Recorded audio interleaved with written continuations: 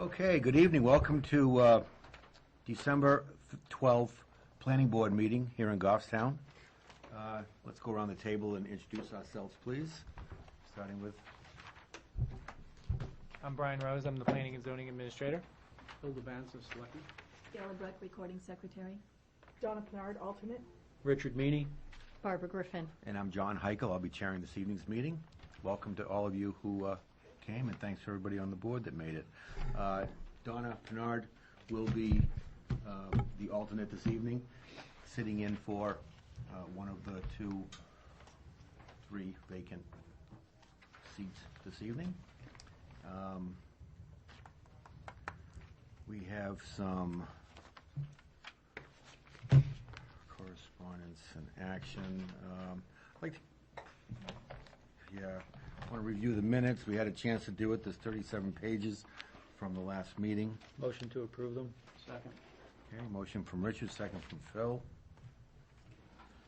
Any comments, questions on them? All in favor say aye. Aye. Aye. Opposed? Abstain. Abstain? Abstain. Abstain? 302.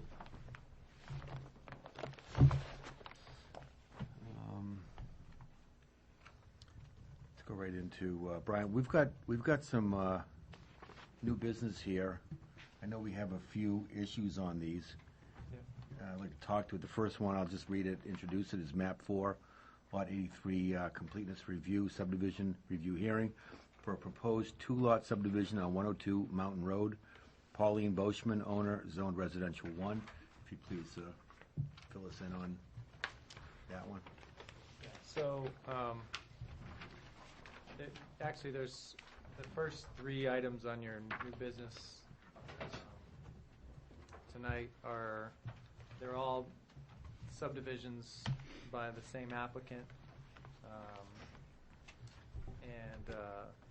So I've actually kind of done somewhat similar recommendations for all 3 of them, and wanted to kind of speak to them all maybe together. But I'll do them one at a time, just briefly to kind of say what they are, and then we'll go through the actions, for each one that are required. But I just wanted to say I'm recommending on all of these that we accept them and then continue them to the January 23rd meeting for the public hearing portion of the project.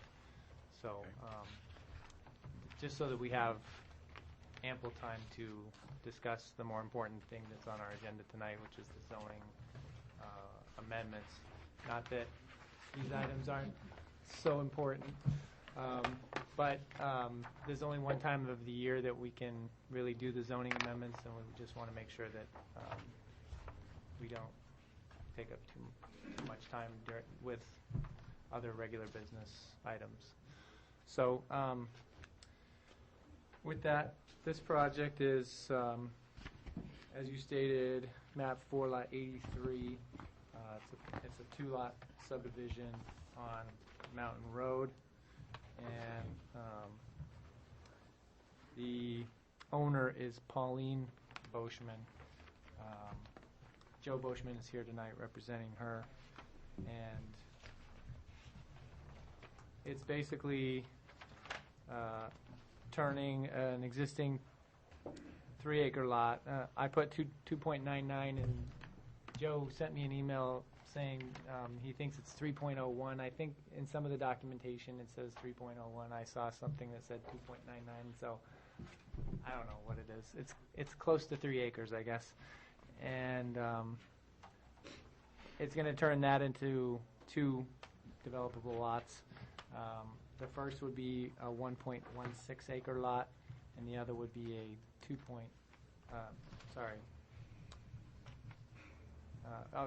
with 232.46 feet of frontage. And the other would be that one does have a single family house already on it. The second one would be a 1.3 acre lot with 269.31 feet of frontage. They've requested waivers of the Whittle Brook 100-foot buffer. That, in my opinion, is not something that we would deal with as a waiver, but something that we would need a conditional use permit for that. And that would be to encroach into the outer 50 feet of the wetland surface water conservation district buffer. So my recommendation would be to deal with that as we go through the site plan, the subdivision process, excuse me. And, you know, we can craft a recommendation that would be to approve a conditional use permit along with that subdivision application. Now, they didn't submit that for the conditional use permit up front, so we'll have to maybe renotice so that the approval language or the notice language says for conditional use permit and subdivision, not just subdivision approval. But other than that, you know, we can work those details out with them and have it all ready to go for the January 23rd meeting when this comes back. So in the meantime, I did submit this to all the departments for their review and have gotten some comments back from them. Those are listed in here for your review as well. And other than that, I'll jump to the recommendation again, is to find that it has no regional impact, to accept the application as complete and ready for review, and then continue it for further consideration to the January 23rd, 2014 meeting. Great. Thank you very much, Brian. Any discussion or questions? Yeah, Richard. You talked to the applicants about the delay, and they're good with that? Thank you. Okay. Going to take an action? Make a motion? Sure. I move that we find that this subdivision proposal does not have regional impact. Second. Motion from Richard, second from Barbara. Want to speak to that motion, Rich? No? Any comments, questions? Okay, let's take a vote. All in favor, say aye. Aye. Aye. Opposed? It's 5-0. I move that we accept this proposed subdivision for review and continue its further consideration to January 23, 2014. Second. Got a motion from Richard, second from Barbara. Speak to your motion. Comments, questions? All in favor, say aye. Aye. Aye. Opposed? 5-0. Do the next one. Yeah. Map 38, Lot 117, completeness review, subdivision review, hearing for proposed 2-lot subdivision on 21 Elm Street and Maple Avenue, Falcon Heights Properties LLC, owner zoned residential 1. Tell us about that one, Brian, please. Okay, so this is a lot right out on Elm Street. It's also across from the Maple Ave Elementary School. And its address is 21 Elm Street. There is an existing house, again, on this lot. So what they're asking to do is to subdivide it, again, into two developable lots. One would be, again, already with a house on it, and the other would be to be able to develop another single-family house on that lot. So the first lot would be 0.858 acres in size with 316.93 feet of frontage. And this lot already is the one with the single-family house on it. The second one would be 1.47 acres in size and would have 181.17 feet of frontage. I recommend that there's no regional impact on this project. Again, they're asking for waivers on wetland buffers, which, in my opinion, requires conditional use permit.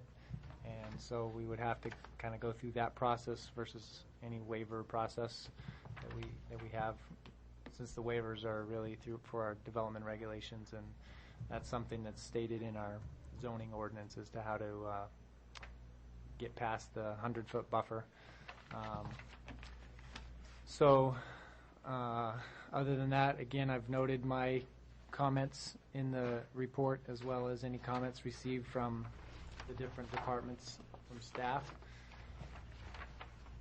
and recommend that we accept this subdivision plan as complete and ready for review, and continue its further consideration to January 23rd, 2014.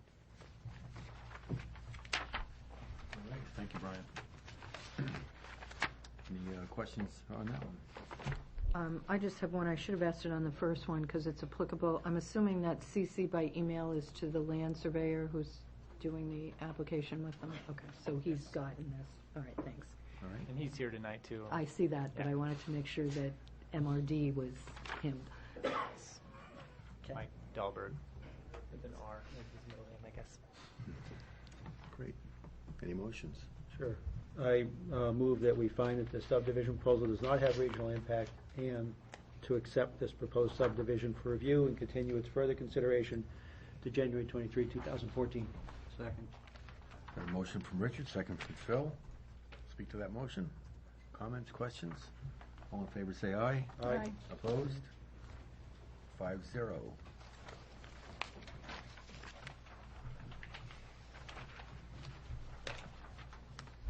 You all set with that?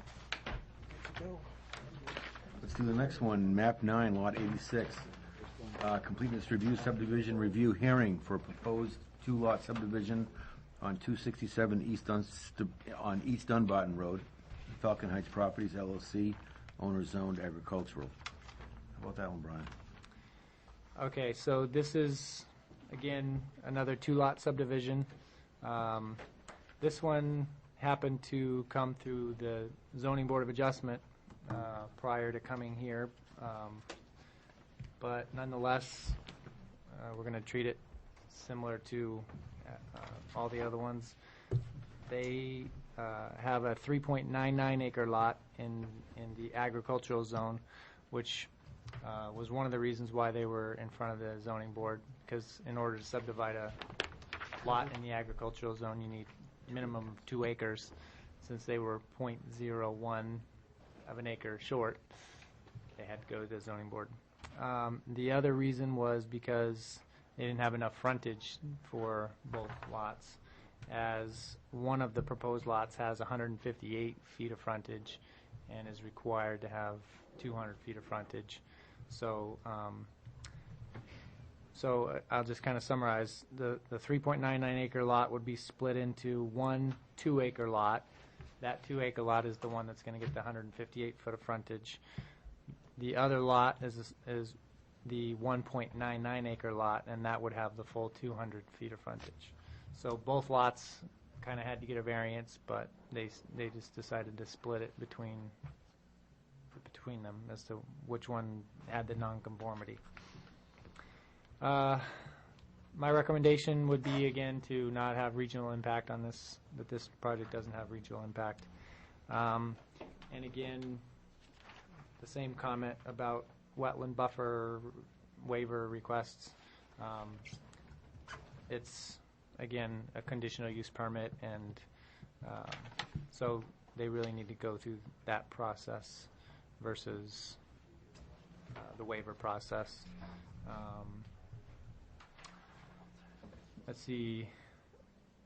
Again, my comments have been listed, as well as other staff comments.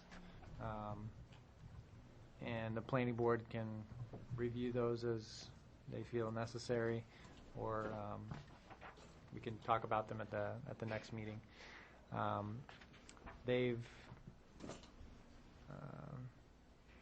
all the staff people have submitted their comments, and then the recommendation would be to, again, find no regional impact and accept the proposed subdivision for review and continue its further consideration to January 23rd, 2014. All right, thank you, Brian. Any questions? just a comment. Yep. Note 2 on the plan, might want to have some typo correction.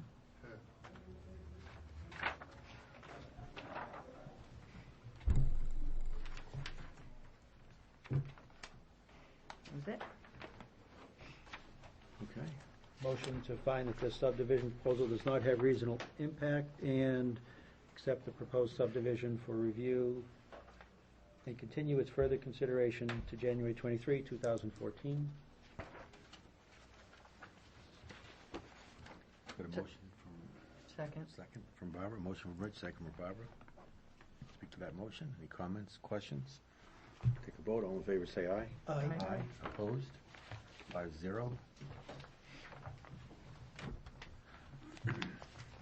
Takes care of that, those three. We don't need a public, there's no public hearing, or what would you like to do on this? Brian? Well, again, we've We're just gonna move it forward. voted so, to yeah. do the public hearings at the next meeting, so. Yeah, so, okay. Thank you very much. We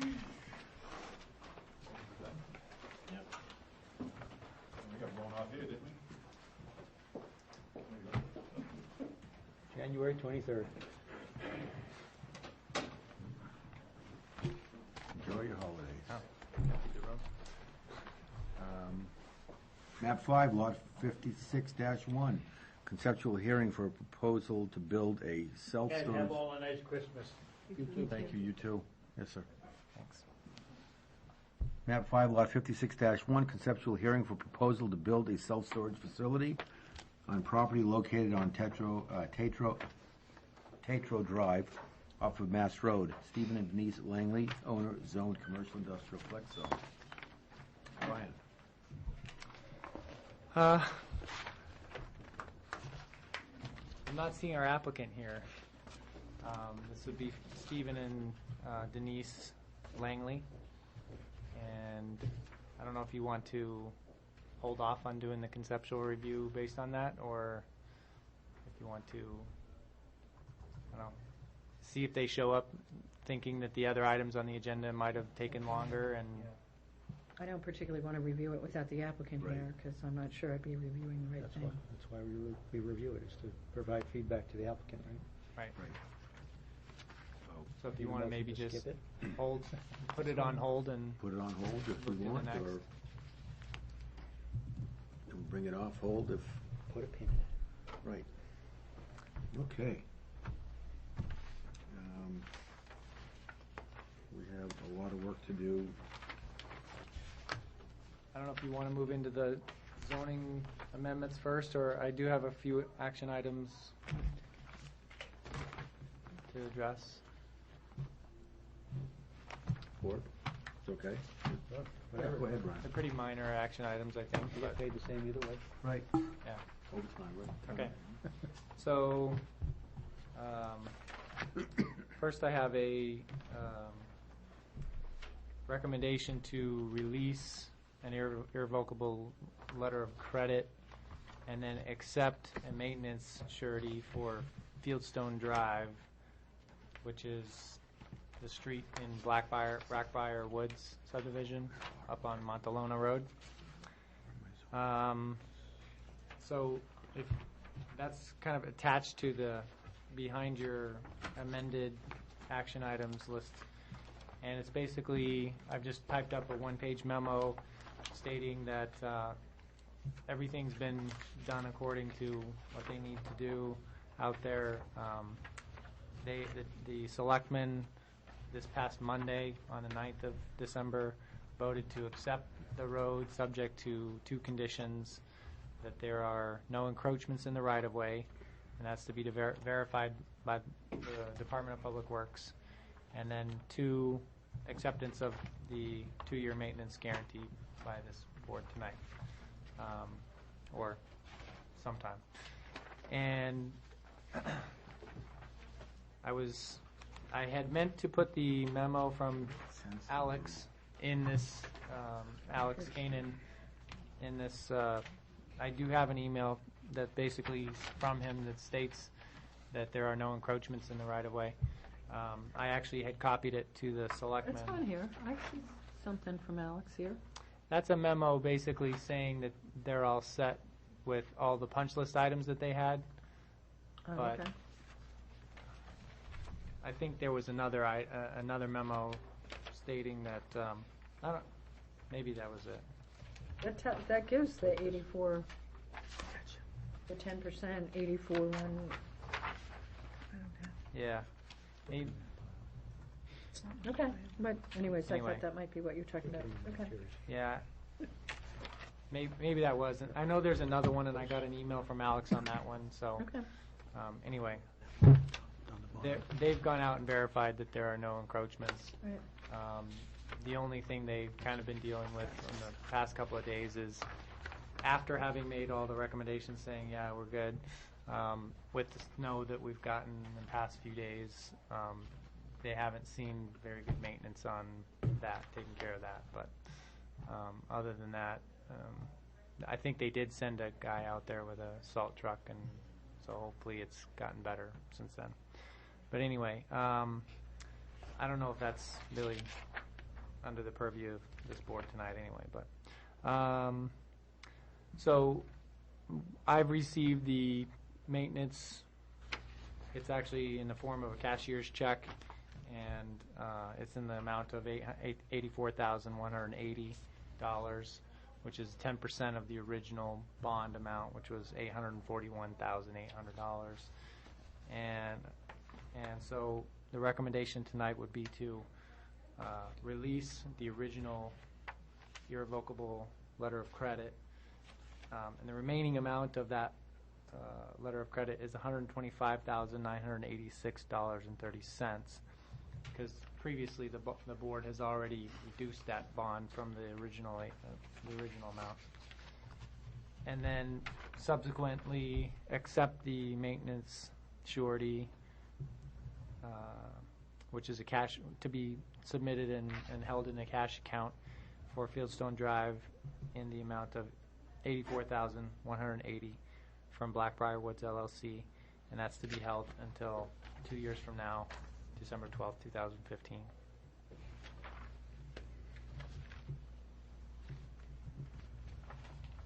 Okay. Thanks, Brian.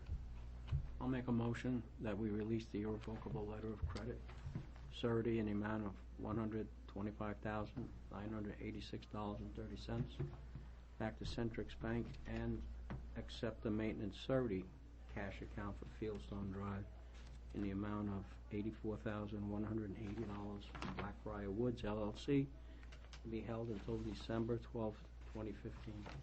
Second? Motion for Phil, second from Richard. Want to discuss that motion? We're all set? Okay. Pretty much self-explanatory. Yeah, it sure is. Let's take a vote. All in favor, say aye. Aye. Aye. Opposed? 5-0.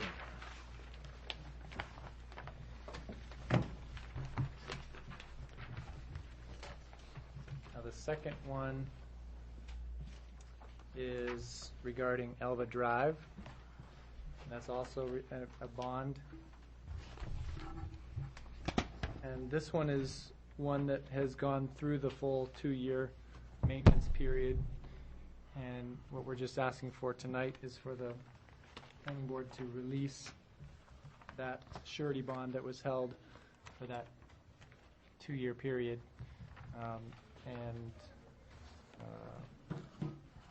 So they've gone out, the Department of Public Works again has gone out and just verified that there are no issues with maintenance or anything.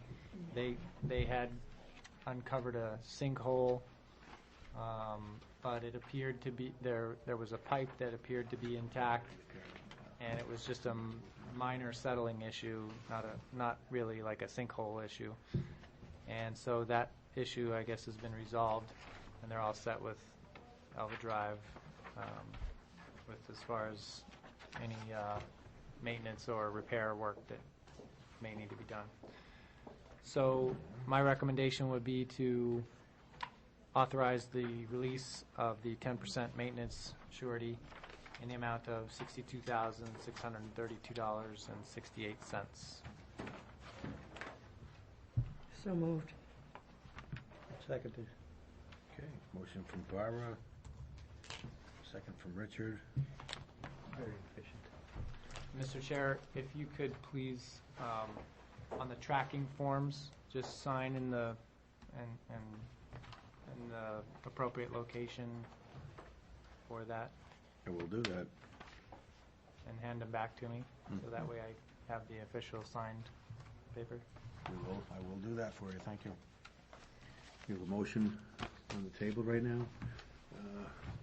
Comments on the motion, speak to it, all set? That's for this one and the previous one. And there are 2 tracking forms on the previous one. Don't confuse us with signature requests and the Yeah, motion on yeah, the we- floor. Sorry, Right, I know, right? I didn't realize we hadn't We gotta voted yet. vote sorry. first before you Gotta sign. get a vote before I sign anything, right, thank you. Right. Right. All in favor, say aye. Aye. Opposed? 5-0. Now sign. Sorry, I jumped ahead of That's myself. right. Yeah. You're a Broncos fan or something? I apologize on that one. Right. Okay. Also, just for your information, there's a letter that's been received from the Friends of the Rail Trail regarding this conceptual application. So they're here now, so we can kind of maybe talk to that during that application. And then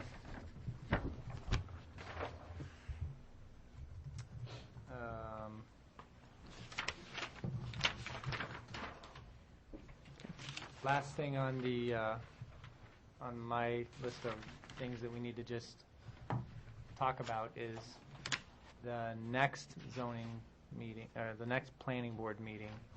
We'd like to schedule that in a different location than here. Okay. Because of the petitions that we've received, it impacts a pretty large amount of properties, and we would like to schedule it at the high school and the library so that we can accommodate a larger, Have you verified it's available? they show up.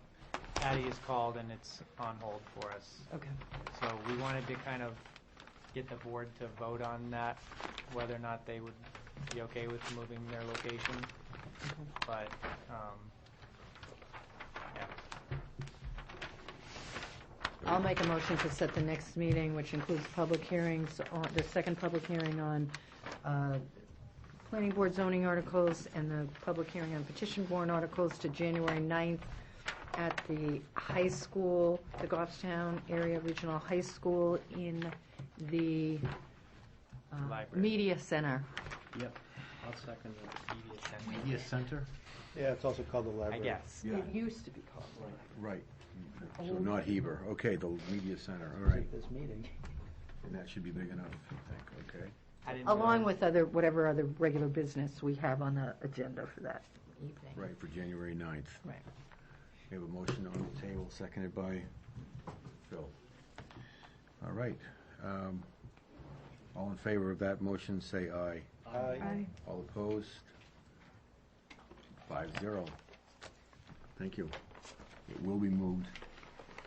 So if anyone is here tonight to speak on any of these, that will all be happening on January 9th. Our applicant has come in. If the board would like to take this up, we should do that, I think. Let's see. Langley, let's see. So you're talking about map 5, lot 56-1 with the conceptual hearing for the proposal for a self-storage facility on property located on Tetra Drive off Mast Road. Yes. Okay.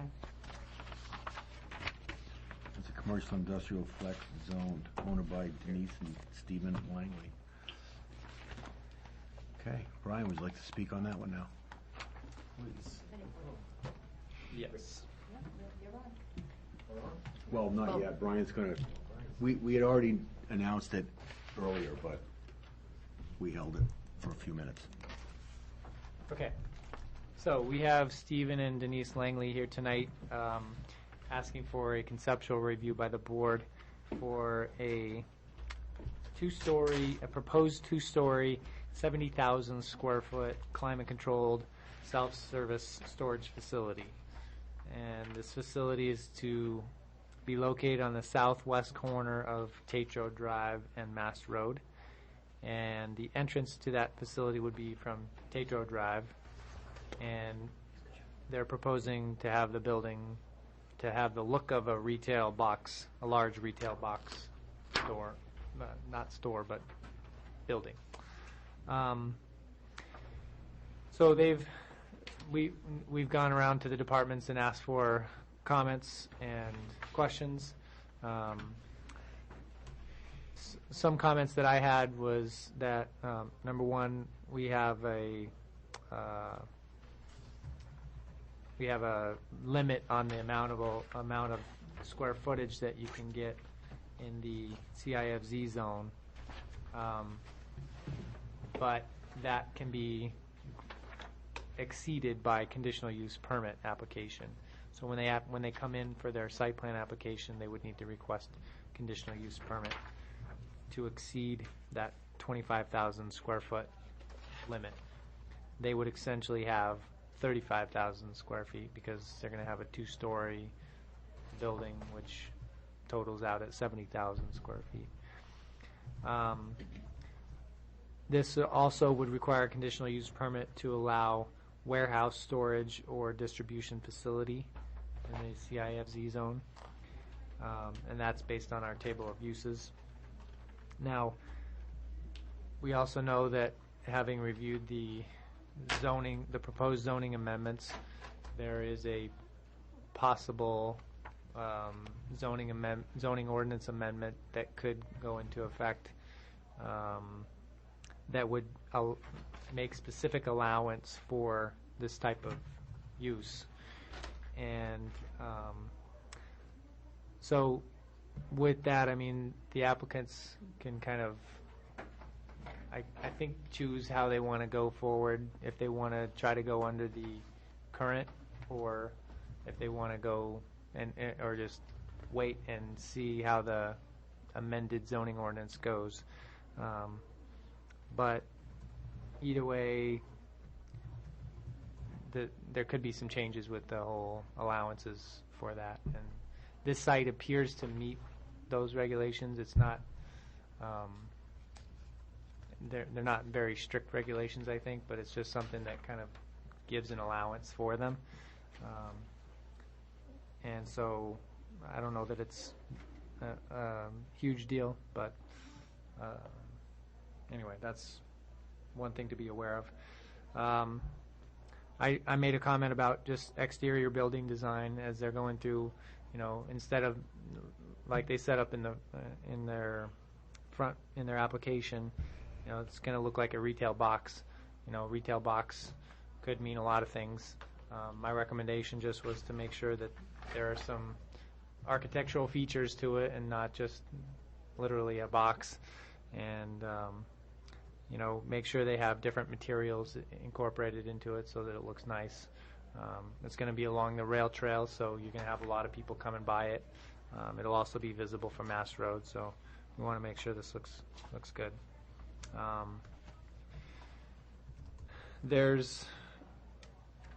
The rail trail actually does cross this property, and so part of the comments that I put on that is that it seems that some trail work has been done along there, but based on a comment that we received from Lowell Von Ruden, the Goffstown Rail Trail, or the Friends of the Goffstown Rail Trail, I guess.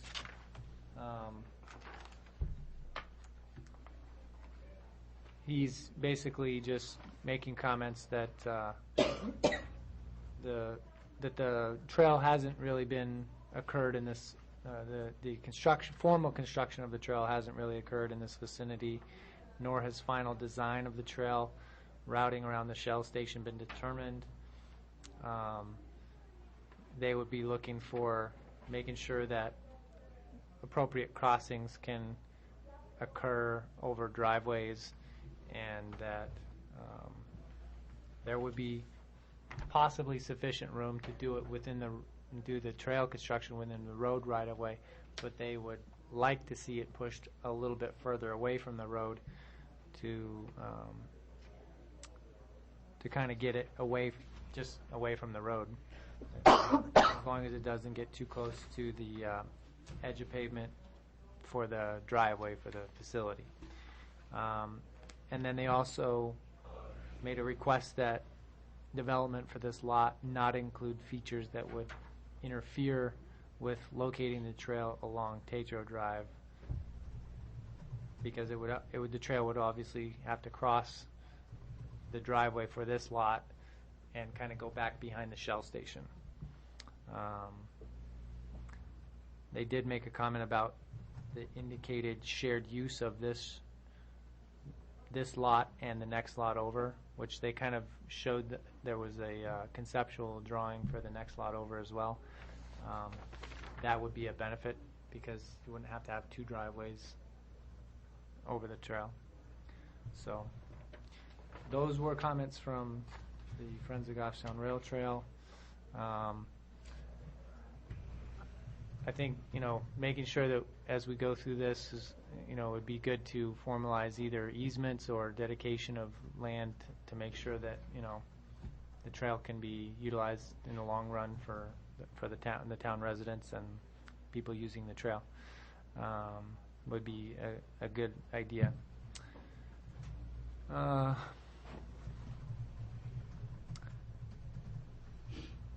One comment I made is that they may want to do this project as a master site plan, since there is another property next to it that is also involved.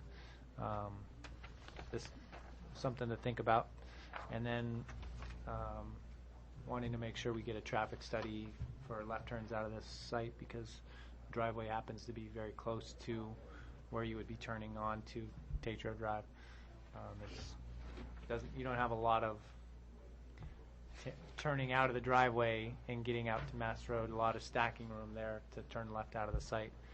So just making sure we have appropriate traffic studies for this project would be good.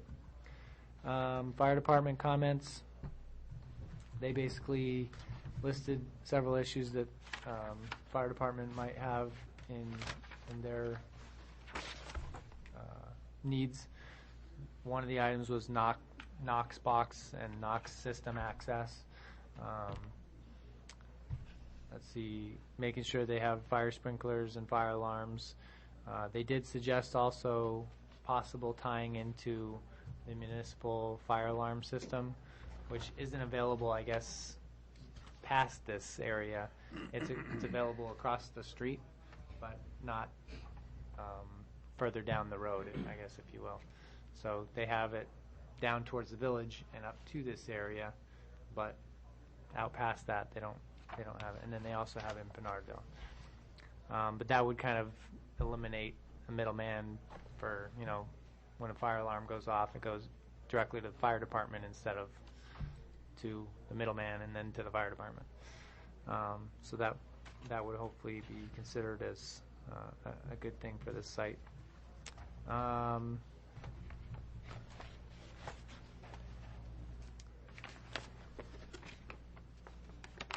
Engineering departments, again, talking about the rail trail and consulting with DOT because they'll be right next to Route 114 for drainage.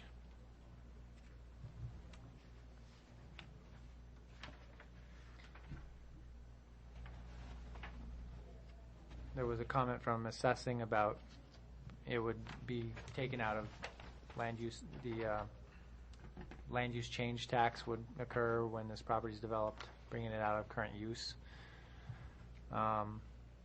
Comments from economic development mostly were in regards to the proposed zoning ordinance changes, and then also informing the applicant about the ability to apply for the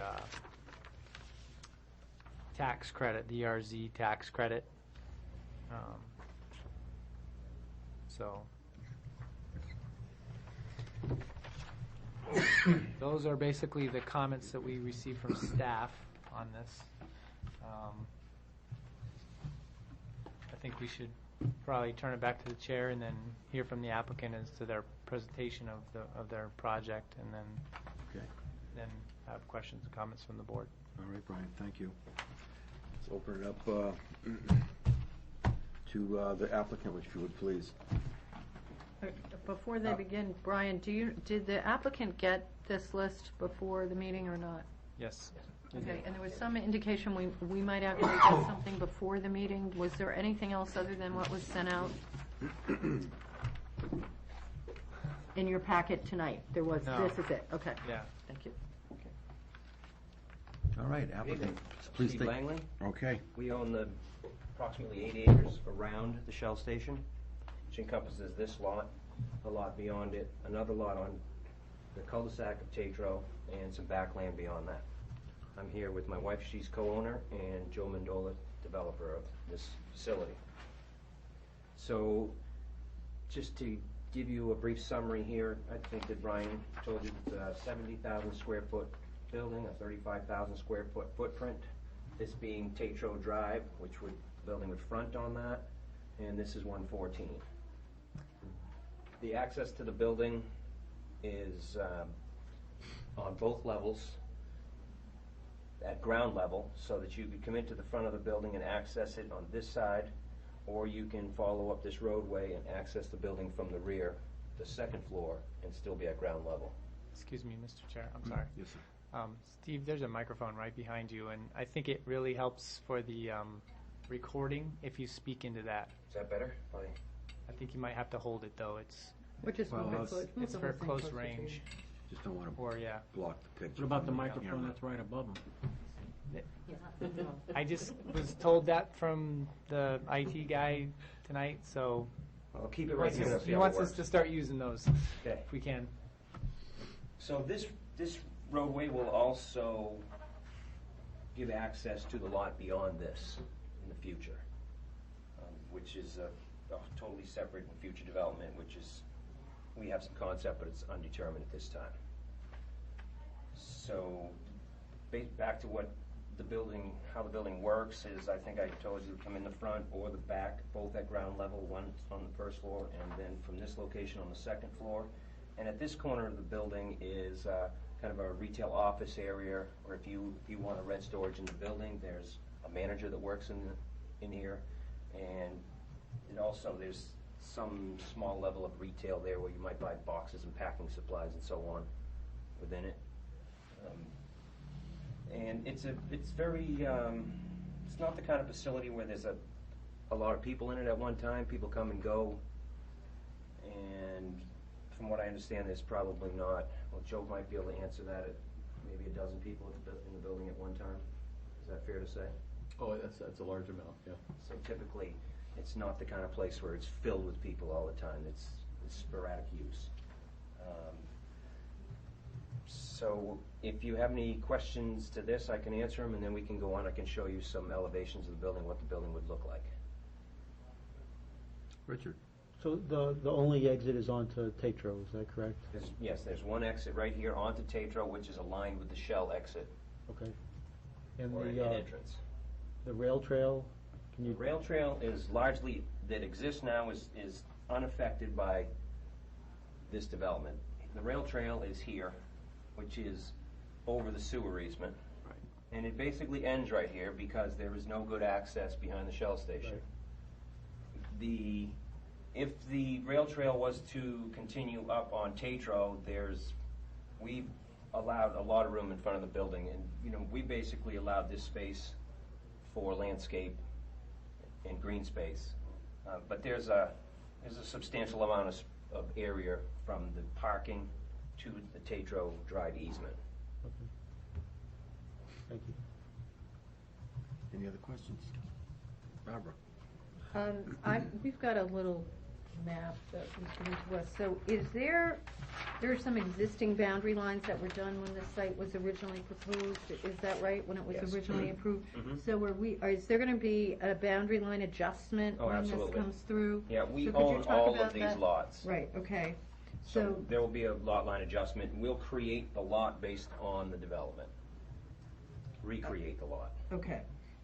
And so when you're talking about the second floor access, it's gonna be in that back corner Second around, floor access is along this entire side, accessed by this roadway, which Right. goes up at approximately 6%, and into this parking area, which is along the entire back of the building. so I guess my question is, based on the elevations of this site, which everybody knows are an issue, because that was all part of the initial, a lot of discussion. Mhm.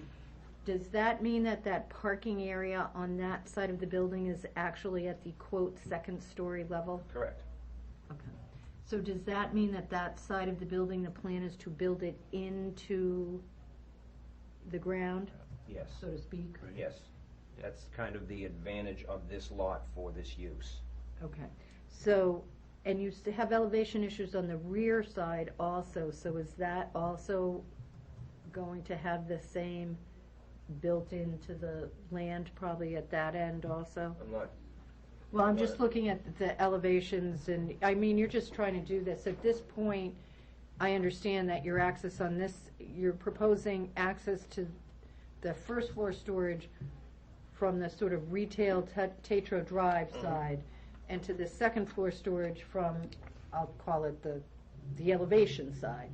So does that mean, what I'll guess I'll refer to the back side, if you look at Mast Road, is that 2 stories freestanding, or is that likely gonna be built in? that's built into grade. That's gonna be built into So grade the also. first floor- Grade, that's the term I was The looking for. first floor will be basically concrete, so that this grade will go up Okay. against the building at a graduating. I can show you that in the elevation. I No, think no, you'll no, get a that's, better that's feel okay. for I it. didn't, to tell you the truth, I looked at this and I'm like, how are they gonna? So from that corner on the bottom to this corner on the bottom, it would slope up This will slope on the up, side.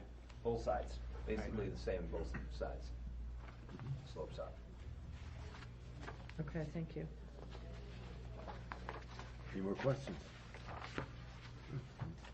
Okay, if you don't have Continue. any other questions regarding the site, we'll move on to some elevations of, and this is just the first pass at what we'd assume the building might look like. So here's looking at it, I guess if you were headed west on 114, this would be the Tetro Drive side, this would be the 114 side of it.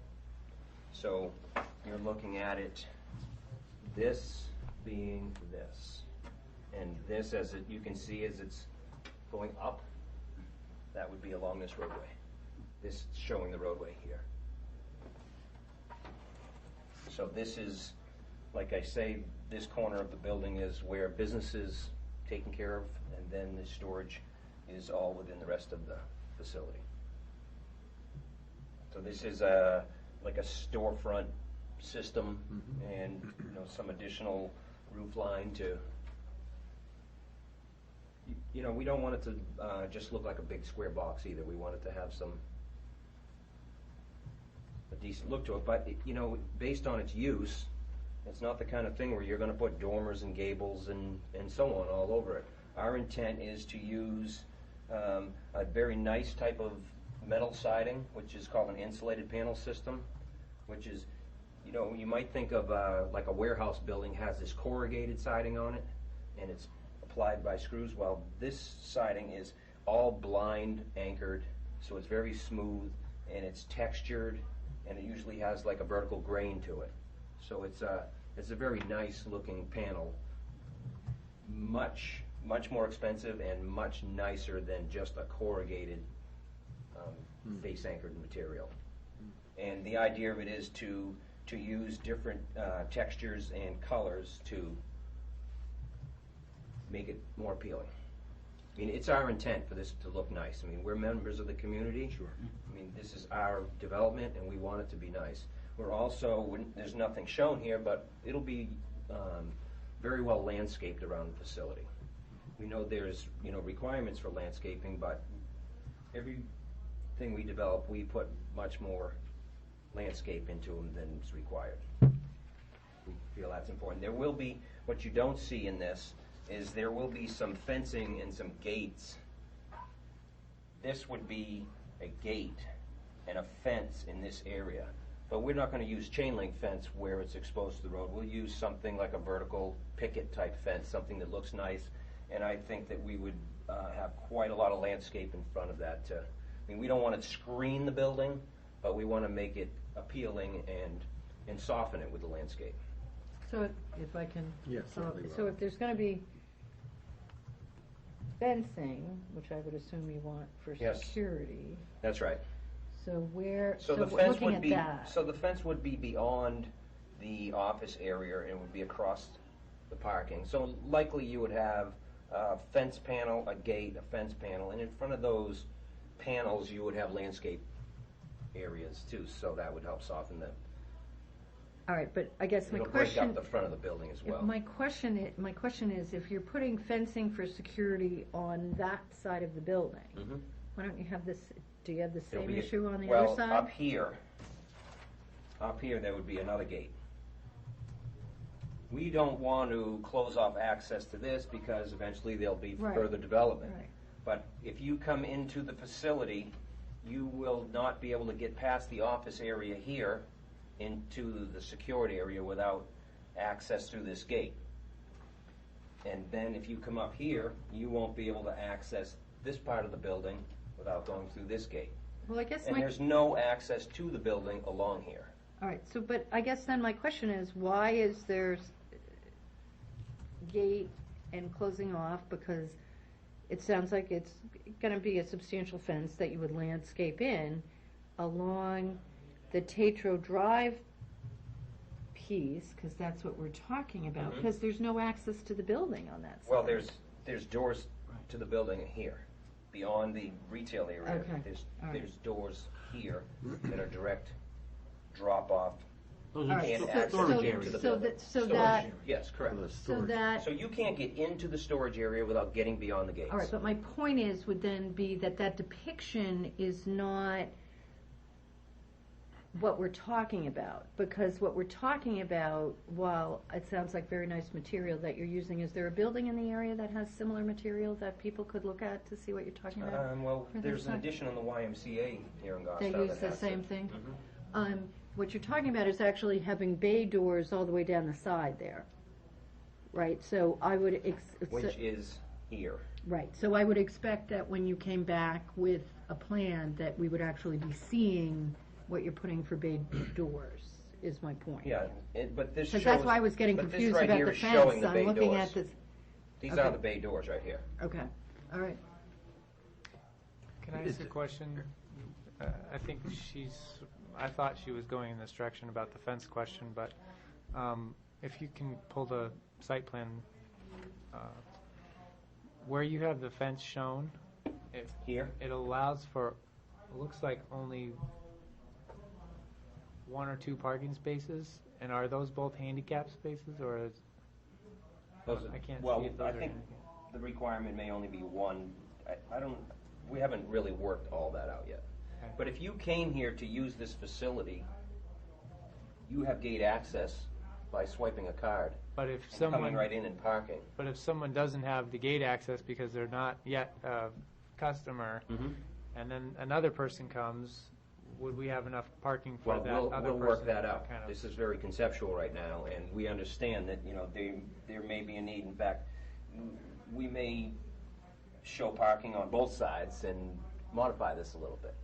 Or the gate may get moved. We understand that there's probably a need for more than 2 spaces outside the gate. I would say, if you're gonna have, a couple of random customers coming in Right. at the same time, you just wanna make sure you have enough parking. Plus, if there's, some friend that's coming to help, and they're waiting for their friend to show up or something, and the friend has the key, and they need a place to park too. I mean, I can't think of all the scenarios, but Do you need to, just do you making need sure we have ample parking outside the gate as well as Understood. inside. do you need the handicap parking on the inside of the gate also? Or is it just on the outside of the gate? Once you get through the gate, if you, Every bay is in essence the parking space for that customer. Every door that would be outside, so. sir, could you say your name, please? I'm sorry, Joe Mendola, Okay. and I'm part of the development team with the Langley's. So the parking spaces out front of the gate would be for people who are going to be maybe accessing the climate controlled in the upper floors. But if you go through that gate, then each bay unit there is in essence the parking space. Meaning in front of these doors. I see. But that is inside the gate, so we need to work out how the gate is, where the gate is, how the fences work. And just for further follow-up to the bay doors that are there are bay doors then on the second floor on the That's right, so you upper would- side.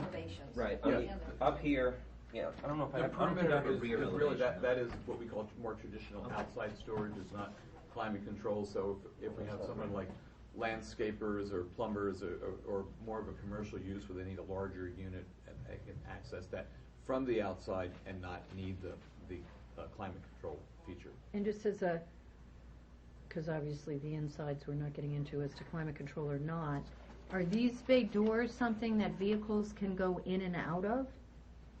Okay, so Well, this isn't, but it's only there's just like a 10 by 20 or 10 by 30 but just space so we're within it. clear, this isn't like a self-storage when you say somebody parks outside of, they use their key, they open it up and they walk in and out of. These are storage units that vehicles can actually go in and out of. Well, it's a combination of that. These are I mean, some storage what you areas might call don't allow it, that's drive why up, I'm. drop off, which means you can drive, if this is your bay, Mhm. you can drive up and open this door and park your Model T in there if you want. Okay, Or you can go within the facility and rent a space that's as small as 5 by 5 or 10 by 10 and the same so thing on on. the other side, on the upper side? Correct. Okay.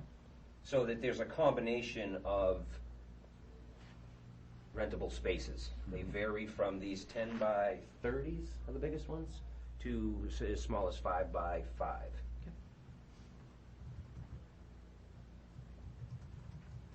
Great plan, Phil.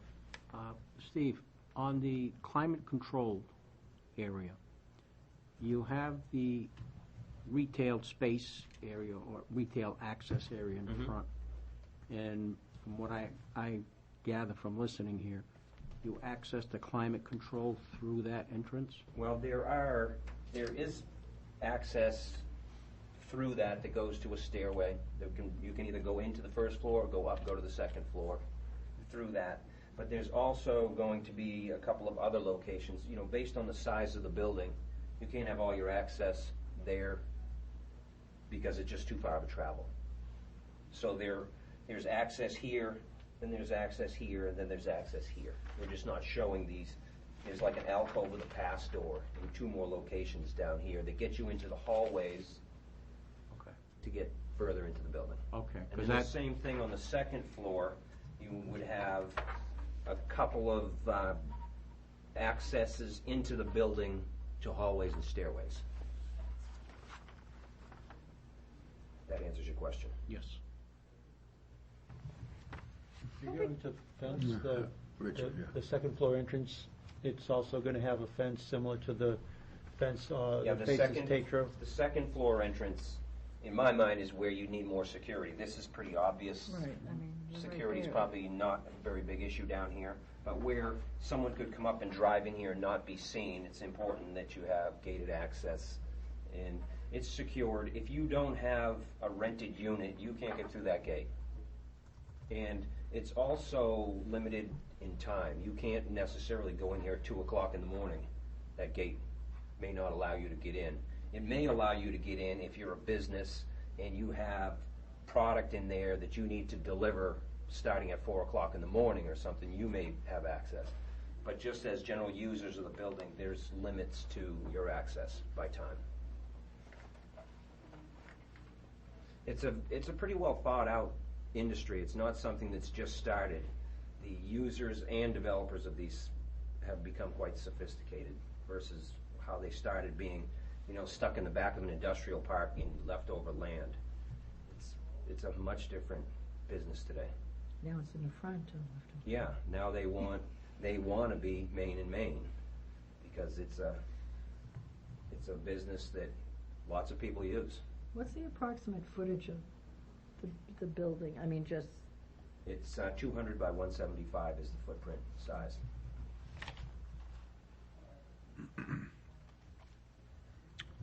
Any Any other questions for the applicant? What do you envision for signage?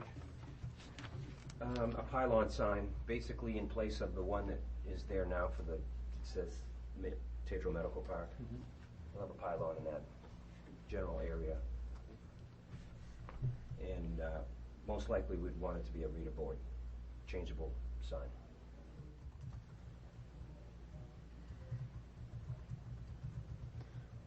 Would the Tetro Medical sign go somewhere else, or is that, They'll probably just be a line on the bottom of it for them. okay, so you're I going think they're to established advertise at this a bunch point and- all on the same one? Yeah, there'll only be one sign. That's, I'm certain of that. I have control of that sign that's there now. Anything else? Or you're all set? Any other questions? Any more questions from the board? Is there any guidance that you're specifically looking for from the planning board? Not necessarily, we just wanted to tell you what we're thinking and continue on to site plan application. I would just make a comment on lighting, because you said something about 4 a.m. access, which I don't particularly see as an issue, but I do recall, I think, and my recollection is often wrong at this age, that when this was originally going forward, back in the day, there was a lot of discussion about the lighting and its effect on abutting properties. Now, I know that the situation of those abutting residential properties used as residence has changed.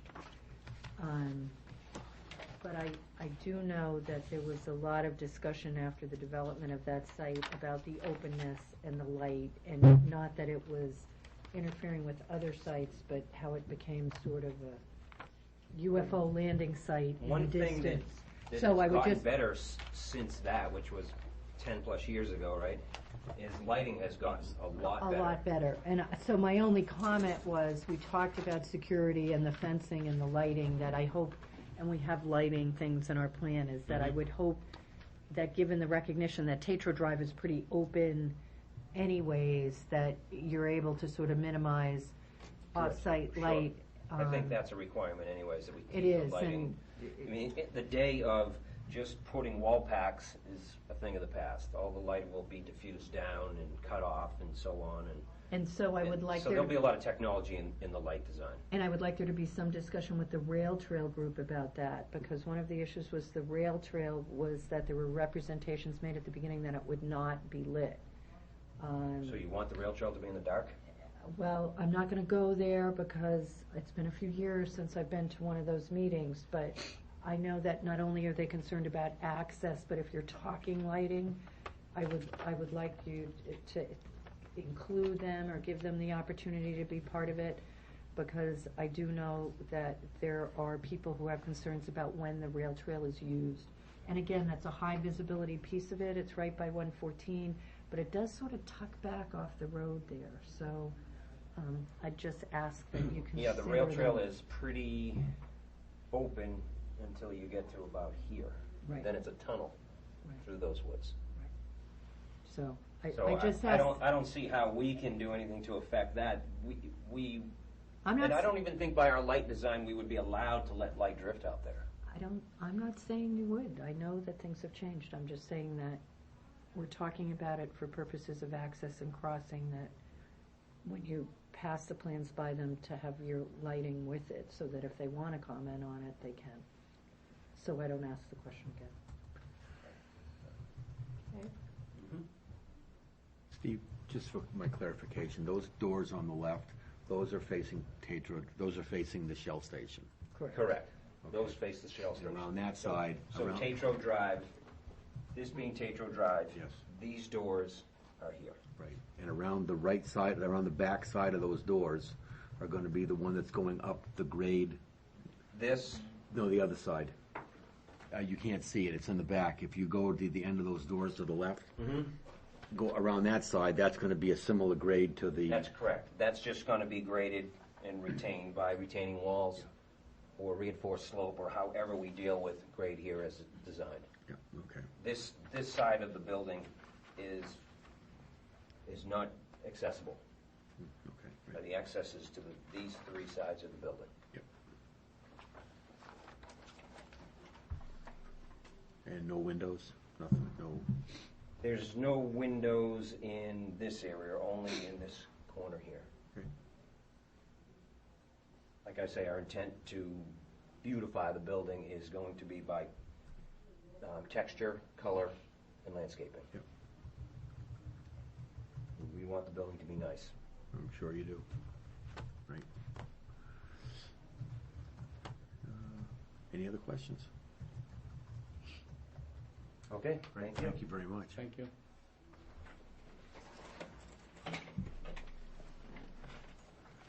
Is there anyone from the public that would like to comment on this? Come on, Alan, you gotta have something. Not a public hearing. It's not a public hearing. Okay. He's got my phone number. I'm glad to see someone else Huh? got something to say. Just tell Steve first. Yeah, just tell, there you go. Let Steve know what you think. Good. Thank you. Thank you very much. Thank you. All right, board.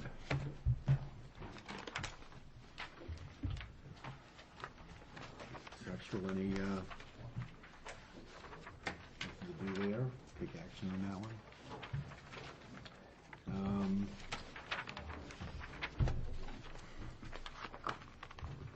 Quick question, we have a couple folks, we haven't had a public comment. I can tell you that just for anyone here this evening, as we said, the petitions have not been noticed, so they will not be commented on tonight. We will not be discussing them tonight.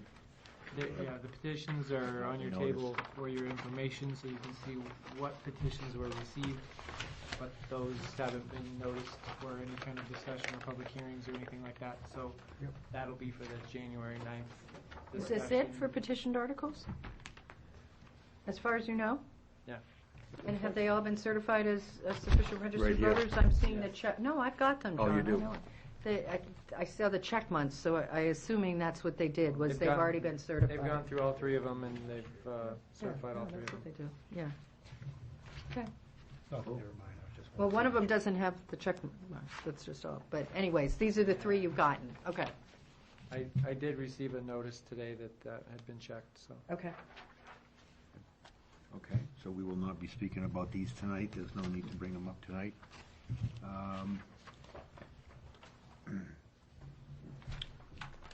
Okay. Alan, are you, I'm not sure, is there something you'd like to comment on? I know, it's a little, but there's a couple folks here, I'd just like to make sure we're not, I'm just, I can beg the chair for a moment. The last article that you have for consideration this evening has to do with the rezoning to CIFC parcel on Goffstown Road. And, Brian knows my particular condition is that he's aware of a project that he has seen for one of those sites. And it makes a difference in terms of what I do in the next 10 or 15 days, actually by the 18th, whether I apply for a variance or a special condition based upon the use for a drive-up service window bay.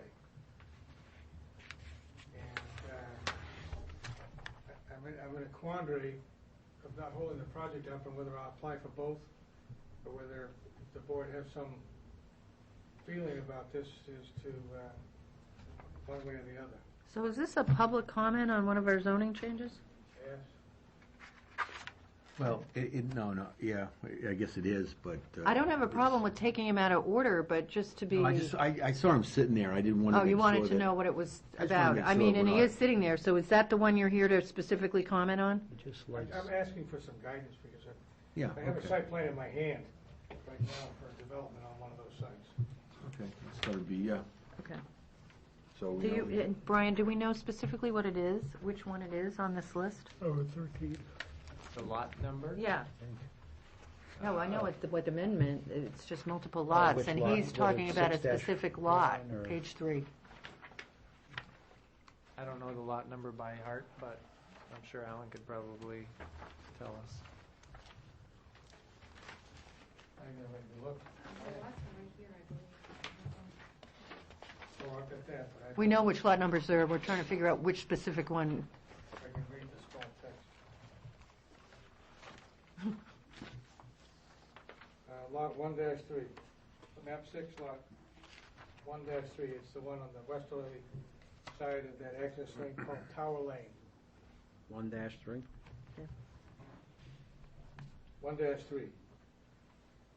know, Alan, I would love to hear what you want to build on that. It's okay. Shouldn't we hear that before people actually change zoning to know what you want to build? Chairman's running the meeting. Yeah, well, take care of that, thank you. Well, we're gonna be here a while, folks, and we know that, so, would we like to start with the beginning, or would we like to start with that one to at least move Alan along, rather than have him wait to the last one? If you want to go 13 down to 1, that's the same as going 1 through 13 to me. Okay. I wouldn't mind doing that. You have any problem with that? No? Great. Okay, let's do the last one. Yeah. Do the last one first, because we certainly don't need to be here until the end of this. Okay. All right. Basically, the last one is a rezone that the Economic Development Council came and proposed that the planning board support and basically put forward as a planning board recommended rezone. And that would be to rezone, so I'm just going to read it. Are you in favor of the adoption of amendment number 13 as proposed by the Goffstown Planning Board, amending the Goffstown zoning ordinance by changing the zoning of the properties identified as tax map 6 lots 1-2, 1-3, 1-4, 1-5, 1-6-1, and 1-6-2 from the industrial district to the commercial industrial flex zone district? Brian, And that needs a question mark. you read 1-5, and it's not on the sheet of paper I'm looking at. Is 1-5 part of this? Oh, did I say 1-5? Yes. 2, 3, 4, 6. 2, 3, 4, 6, 1-1, and 1-2. Sorry, my brain might have 6-1 and 6-2. automatically jumped to 4, Okay. 5, 6, but yeah, All right. it was 1, 6, 1, 6, 1, and 1, 6, 2. it was Okay. mistaken. All right. You learned your math before new math, you just automatically count. Oh, let's not have an Sometimes my education. brain works on patterns. when openings present. Brian, for my edification, and I know some people are interested, the primary difference between the current zoning and the proposed zoning, what would be the implications, just from your perspective? The industrial district allows for heavier industrial uses, and the commercial industrial district allows for, I would say, some of those heavier industrial, but more moving towards the lighter industrial and retail type uses. And retail would be much less allowed in the industrial zone versus the CIFZ zone. Would any residential be part of the CIFC? There is a potential for residential in CIFZ only in the event that you are doing a mixed-use project. And then you can get a conditional use as long as you can get a conditional use permit from the planning board, you could be allowed to do some residential. Thank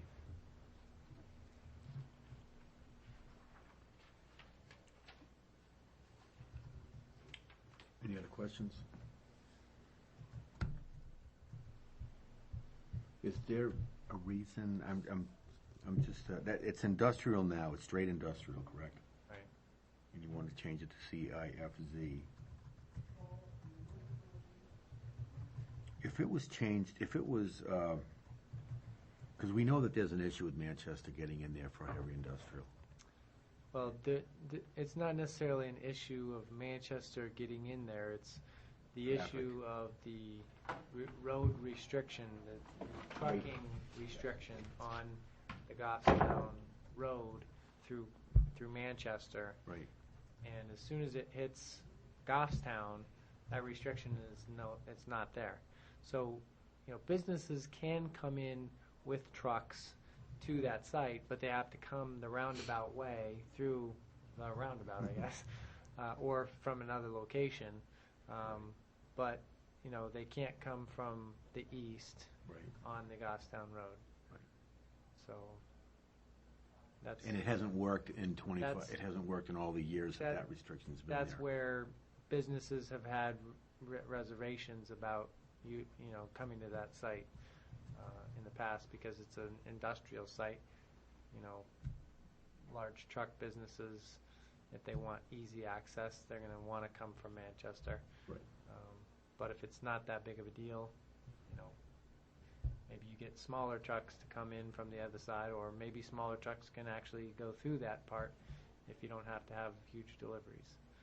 So even commercial could potentially, I mean, even if the I part of that or the C part of that could also offer those same type of challenges for trucks wanting to come through and deliver even on a retail scale, correct? Depending on the business and if they receive that type of deliveries. After large- 9:30 or something, large or? truck deliveries.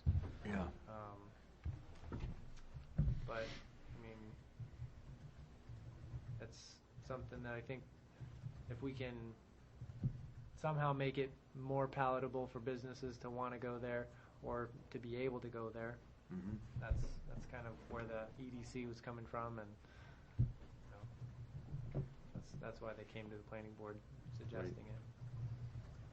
It's a challenge. It hasn't, no one's wanted to come the long way around in all the years that we've had that. And the challenge is, how do we get people to go there, to use that?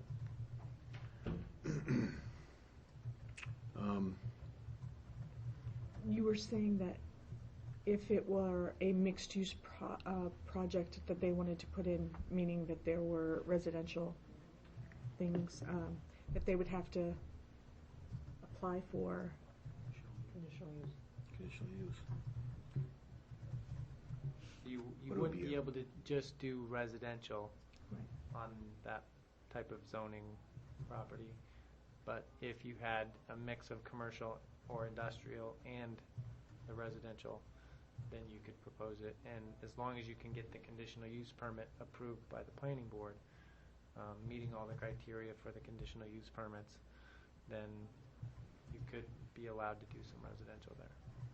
That mixed use could be like a residential, like we did with Rite Aid, for instance. That would be the mixed use that you'd be, you just need one commercial use, or is there a formula for percentage-wise? We don't really have a definition of how you do your mixed use. So mixed use can be, residential and commercial side by side, or it can be commercial on the bottom, residential up above, or vice versa, I guess. But most times when you do the vertical type, it's commercial on the bottom floor with residential above. There's different ways you can do your mixed use, but our ordinance doesn't define that you have to do So it one it way or could- the other. Potentially, as he was just saying, be like the Rite Aid situation where you have commercial building in the front and condominiums in the back, Or apartments? or apartments.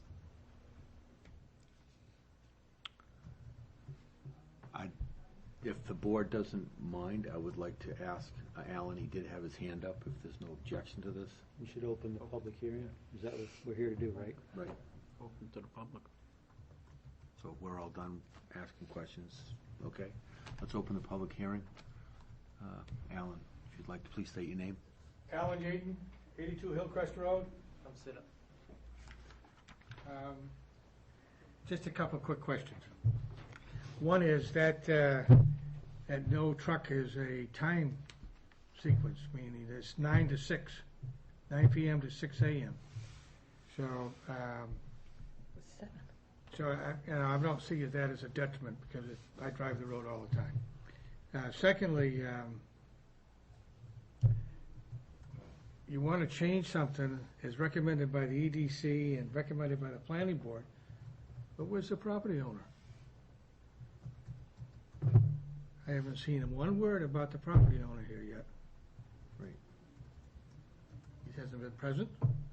I've heard no correspondence. I don't know how you can do that. Okay? Thirdly, I do have a client that is proposing a project on that one lot, and it will be subject to a variance or a special exception, depending on which happens here. So I'm really asking for guidance here. I mean, I know Brian's seen the plan briefly.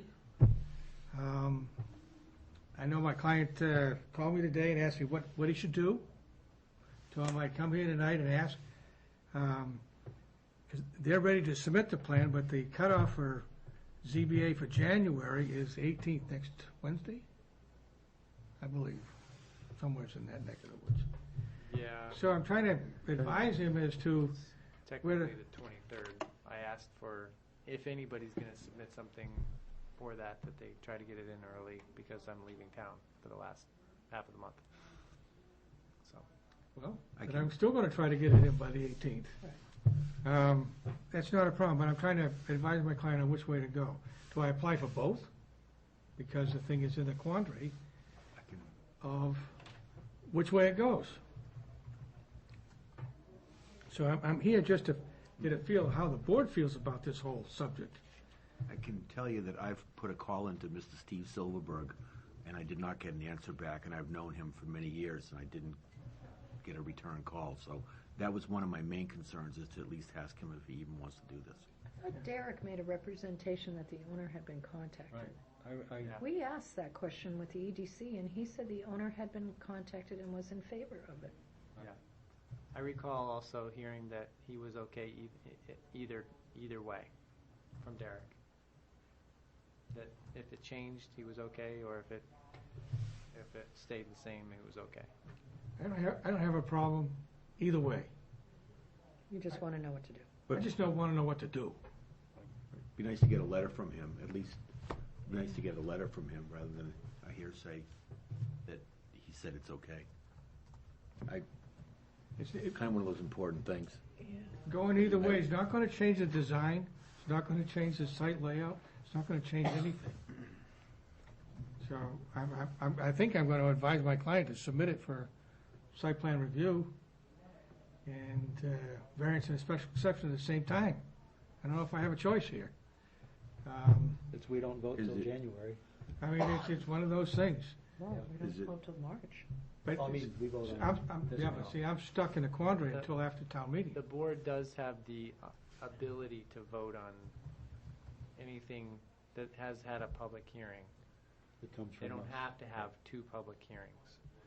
So if you wanted to vote tonight on what you're going to recommend, you can vote on that tonight. You don't have to wait till the next meeting. Because the statutory requirement is one public hearing. They generally allow you to have two public hearings in the case that you would want to make a change to the publicly notified language that went out in the paper. But if no changes are made to the language, you wanted to vote on what was noticed as to whether or not to recommend it or not. Now, obviously, a vote to recommend would keep it in limbo still, because we'd have to wait for a vote.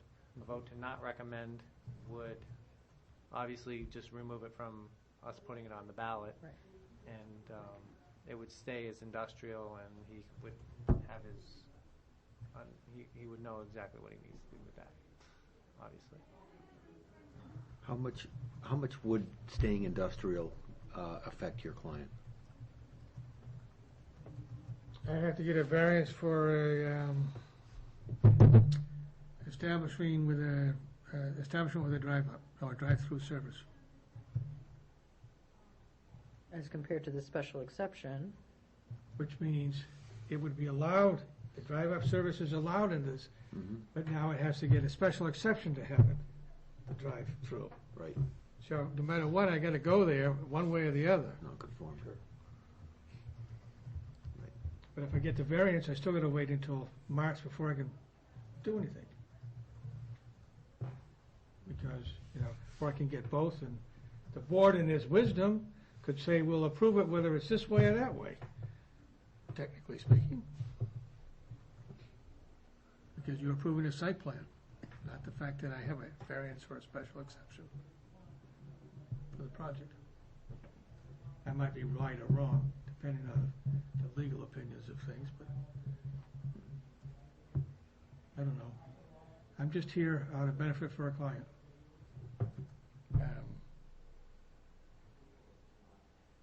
I'm all in favor of the EDC being involved in trying to do things in this town, so, I can't take anything away from them for that effort at all. And it's unfortunate that everybody's in the middle of it. I wish the property owner was here speaking for her. Another option that the planning Be nice board with has, if they want to amend this language to remove that one lot only, they could also do that. That would take that lot out of limbo, but leave the rest in limbo. I guess my issue with Throwing that out would be, my options. recollection is there was some continuity in regards to the lot changes as proposed. This prospective applicant can do what he wants regardless, so I just, applications come and go. We hear about a lot of applications that are coming that we never see, and I'm not saying we won't see this one, but I would just assume keep it together as to the person's dilemma. Is there, Brian, if he submits an application for both, what's the difference in the fee? You have an additional fee of $25 per type of application, per application that you put in. So you start with your initial application fee, then you add 25 for any additional. So it's an additional, he has to do one, so it's an additional $25 to do two. It's not money. Well, I'm just trying to figure out a way to just sort of, there are a couple pieces of paper, and I know you got to write down different reasons depending on what you do. I'm just trying to figure out a way to expedite it for you, and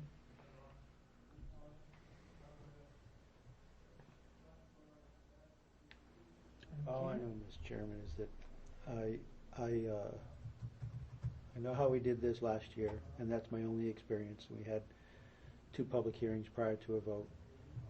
And my preference is that we do the same thing and not vote on some or all of these today. Maybe the people who are not here because they were sick, maybe they will guarantee, they would have come in here and gotten us all infected if they knew that they were going to be voting on these things tonight. That's just my preference, but I'm only one member of this board. So you would not like to make a recommendation tonight? Or you would like? Well, to I make a think I just made a recommendation that we Not wait to vote on these until we have the second session of public hearing Yeah. on January 9th. That's just me, though.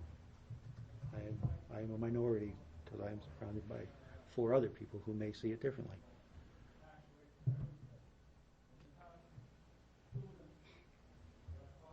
I don't think voting on this tonight solves the dilemma for January 18th. It doesn't. Right, it doesn't. So I think you do both, and withdraw as applicable when it comes time for the actual vote. Pretty much. And you might actually get a member of this board to vote, with a, waiving certain requirements for completeness, because we don't know which it is. No, please don't do that. And I'll have to pay for it later. What's January 18th? Well, he's talking about trying to get his application in by January 18th, because he wants, December. December 18th, excuse me, December 18th. I'm ready to go. So he wants to bring it in now, so regardless of what we do tonight, we're not close for having a definitive answer. He's not going to really know what the definitive answer is till whatever night is we vote on the plan. So apply with both of them and See where it goes. see where it goes. Okay. Would be my, because I'm not inclined, I mean, Richard stated his preferences to voting tonight. I'm not inclined to take one of these lots out. I think the article should stand on in its entirety or not. We don't have patchwork. I agree with that, Bob. Just, I guess, we seem to know where we're going at this point. I mean, Brian is absolutely right that by statute, it only requires one public hearing. But traditionally, we've done 2 public hearings. We've done 2 public hearings because zoning changes affect many people. And it gives people an opportunity that if they miss the first public hearing, they have a second public hearing. Many people don't realize the timing, the zoning, and all of a sudden, wow, there was a public hearing on zoning. It gives them a second one because they read it and they'll see something in the paper, they'll see comments in the paper. I mean, there are times that things are proposed, and Alan's experience will back me up on this, as things are proposed sometimes that appear to be something that the planning board thinks is going in a direction to solve a problem, and there's many people that point out that there's another problem that you're creating. And because of that, then you can change it, you can have the second public hearing, or you pull it. But I would just prefer not to follow the statute, clearly what it says and have the one, because that's what required. I would prefer to continue it because of the traditional way that we've done it. Don't think you're alone. It's just that this year it's Goffstown that I'm involved with. Last year was another town on the same circumstance, so timing is unpredictable. But every year you've got to do the zoning situation. I understand that, without question. So, thank you for your time. Thank you. Have fun. Thank you. Is there anyone else in the public that would like to comment? Please come up and state your name.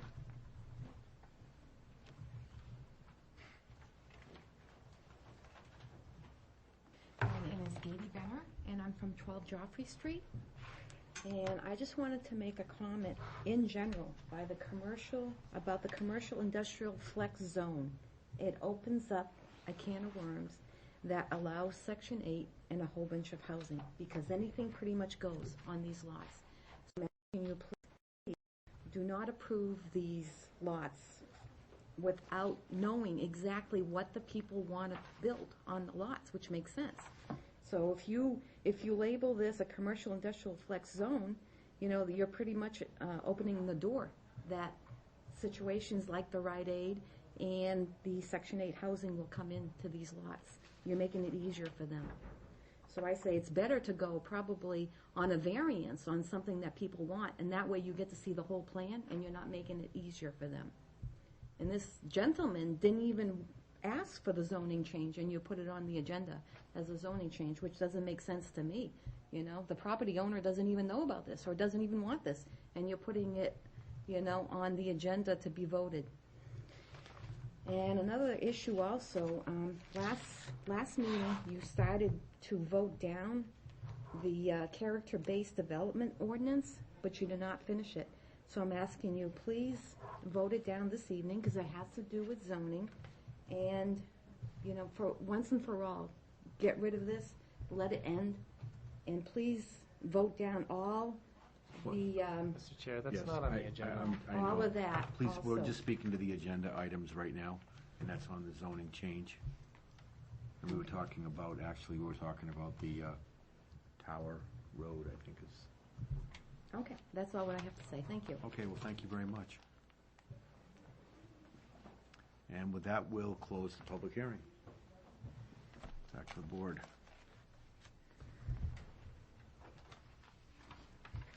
I think actually the process is to keep the public hearing open and to go through all of the zoning changes. Keep the public hearing open until all the zoning changes, okay. Rather than open it up to each one, sure. So we going backwards? Yeah, let's go to 12. Okay.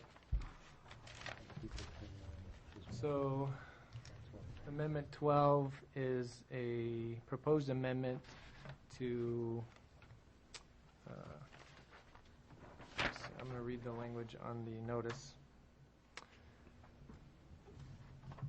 Are you in favor of the adoption of Amendment Number 12 as proposed by the Goffstown Planning Board, amending Section 6.6 and 6.7 and 3.12 of the zoning ordinance to allow home occupations in existing residences within the industrial zone, and also to allow home occupation signs to be erected for existing residences in the commercial industrial flex zone, residential small business office, and village commercial districts by inserting a subsection into section 6.6 and 6.7 that allows, quote, one sign of up to 2 square feet in area for an approved home occupation, and then in parentheses, see section 5.12. And that is the proposed language in the notice. What that basically consists of is adding a new section under 6.6, which would be a section number 6.6.5, which basically says that same thing I repeated before: one sign of up to 2 square feet in area for an approved home occupation, see section 5.12. And again, the same language under section 6.7, which states, which is for the village commercial district. 6.6 covers all the other districts that were mentioned in the notice, and the village commercial district is all by itself. So that's basically the proposed change. Okay. Any questions from the board? No recommended changes to the language.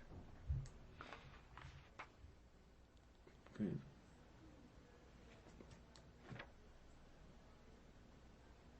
Any other questions from the board? No? Public comment is still open if someone would like to comment from the public. I don't see anybody. If we're done with that one. We're not going to make any recommendations tonight because we are going to have a second We'll just stick with our tradition. public hearing. Let's stick with tradition. Great. Let's do number 11, Brian, please. Okay.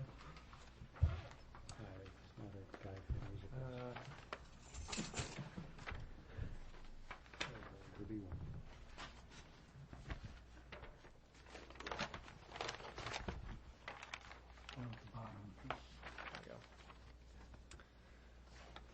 Okay, so number 11.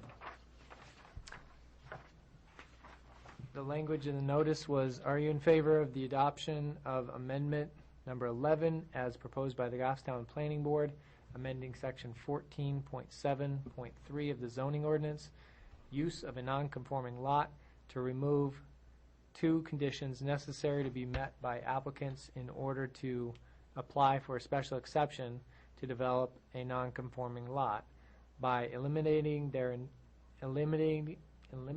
in their entirety the 2 subsections 14.7.3.2 and 14.7.3.4 that require adjacent lots to have been held under separate ownership since 1961, and that require lots to be consolidated as necessary to eliminate nonconformity if under the same ownership.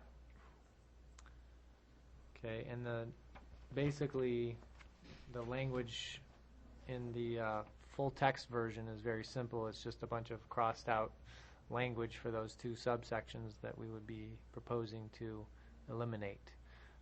Again, those 2 sections were 14.7.3.2 and 14.7.3.4. 14.3.4. And then we would obviously move up 14.7.3.3 to the 14.7.3.2 spot.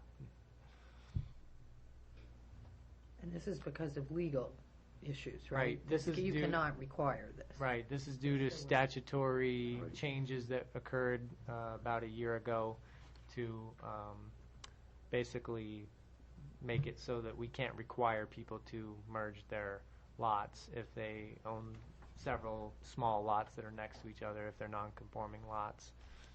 We're not supposed to be requiring them to merge them if they don't want to. If they voluntarily come and want to merge them, that's up to them, but the town's not supposed to be requiring it. So, as conditions of a special exception, or being allowed to do a special exception, we just need to take those out, I think. Brian, what's the significance of 1961? That was when zoning was implemented in town. Thank you.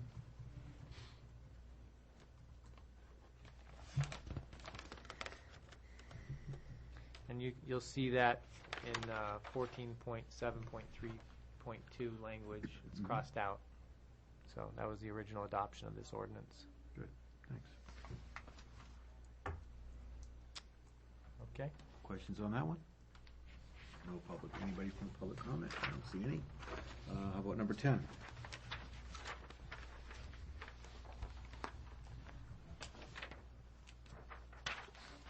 Okay.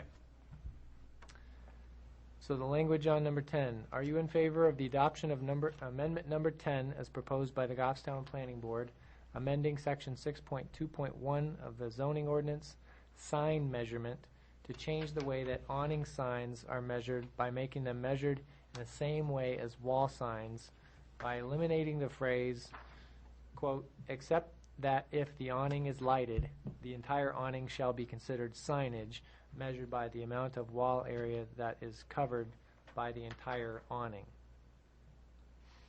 And that's, in my opinion, just overkill on trying to figure out how to measure an awning sign. I figure an awning sign should be measured just the same way as a wall sign, and leave it at that. Square footage based, and it's very clearly explained up above in that same paragraph how to measure a wall sign, and I don't believe you have to really go into further detail than that. Usually the panel of the fabric panel or whatever, or whatever the material is. Yeah, you would measure the square footage of the actual sign area on the awning and count that. Great. I have a question on that. Yes, Phil. When you say the sign area of the awning can be in different shapes, different sizes. They could come down off the building on a 45, have an area in the front that drops down. That, what I assume is what you mean by a sign area? What separates a sign area? So if you had an awning and it had different panels because each panel was on a slightly different angle, would each one of those sections be a signable area? Or would you add up the entire area on the awning? I mean, the reason I'm asking you the question is because you're the one who does the code enforcement. Yeah. So you come up Generally, with... it's a panel that If there is a portion of the awning that has signage on it, I would consider it accountable towards the square footage of the sign that's allowed on that wall. So if a wall has a 10% limitation, then you would add up, however much square footage of that awning is to be considered signage. Say if it's just the lip portion around the edge, I would just measure that portion as being the signage of that. Well, I understand, but when you say panel, okay, you mentioned the word for the sign panel.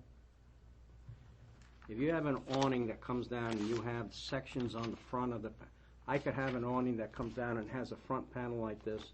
I can redesign that so that I now have two like this. Right. Is each one of these a sign panel, or is, Yes. and these are separated? Yeah.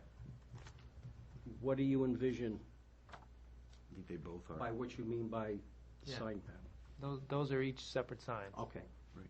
That's why I was asking. To the border of that fabric or that material, as opposed, if you have a 5x2, and you have a 1x1 wording in there, it's still a 5x2 sign, is that? Right. None of which is the issue for the zoning change.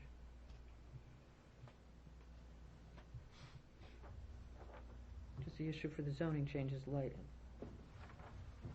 Right?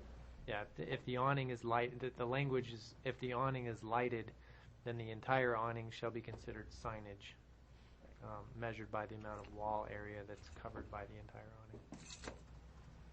But It's nothing to do with the words.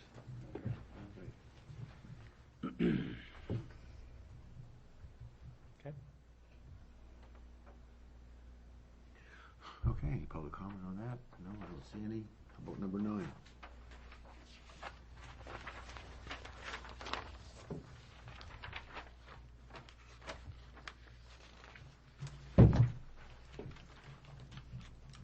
Okay, so number 9 is regarding poultry. The language of it. Are you in favor of the adoption of Amendment 9 as proposed by the Goffstown Planning Board, amending Section 3.12 and Section 5.5.2 of the zoning ordinance to allow the keeping of poultry as permitted uses in the residential 1 and residential 2 districts, and that the keeping of livestock and poultry in the town would be subject to applicable supplemental standards under Section 5.5.2 that limit these uses on non-conforming lots or on lots smaller than 2 acres in size. Now, based on our discussion last meeting, I revised this language somewhat, and hopefully you guys have had a chance to go through it and assess your understanding of it. But essentially, the table of uses would be amended to allow for the keeping of the raising and keeping of poultry to be permitted uses instead of permitted by special exception. But then, and then also that we would add the term poultry to the definition section. Then down below in section 5.5, which is the supplemental standards for the raising and keeping of livestock and poultry, or agricultural and horticultural operations, we would insert language that basically limits what you can do with livestock and poultry on those properties. So now I'll just kind of read through the language that I inserted because nothing says it clearer than reading it directly. So the proposed language that I would add in as section 5.5.2.2 is, well, first of all, I'll just say 5.5.2 says that we would have the raising and keeping of livestock and poultry subject to the following conditions. This would be a condition added to that section. So in the agricultural and conservation open space districts, the raising and keeping of livestock shall be permitted on lots of 2 acres or greater in size.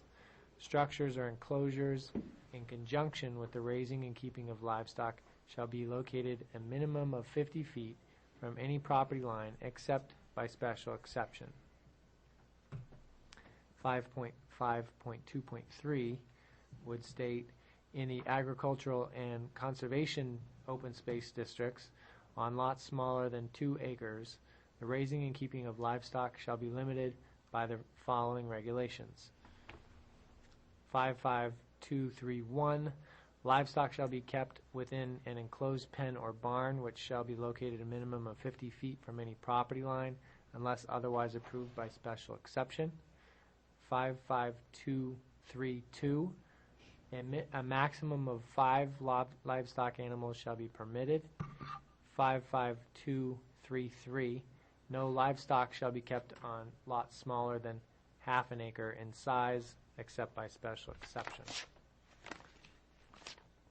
5524, in the agricultural, conservation, open space, residential 1 and residential 2 districts, raising and keeping of poultry as an accessory use to a principal residential use shall be permitted on lots of 2 acres or greater in size. Structures or enclosures in conjunction with the raising and keeping of poultry shall be located a minimum of 50 feet from any property line except by special exception. And then 5525, in the agricultural, conservation, open space, residential 1 and residential 2 districts, on lots smaller than 2 acres in size, the raising and keeping of poultry as an accessory use to a principal residential use shall be limited by the following regulations. 55251, there shall be no roosters or geese permitted. 55252, a maximum of 10 poultry shall be permitted. 55253, poultry shall be kept within a coop or fenced area on the lot, which shall be located a minimum of 50 feet from any property line, unless otherwise approved by special exception. And 55254, no poultry shall be kept on lots smaller than half an acre in size, except by special exception. So that was, in essence, the changes that I had proposed and posted as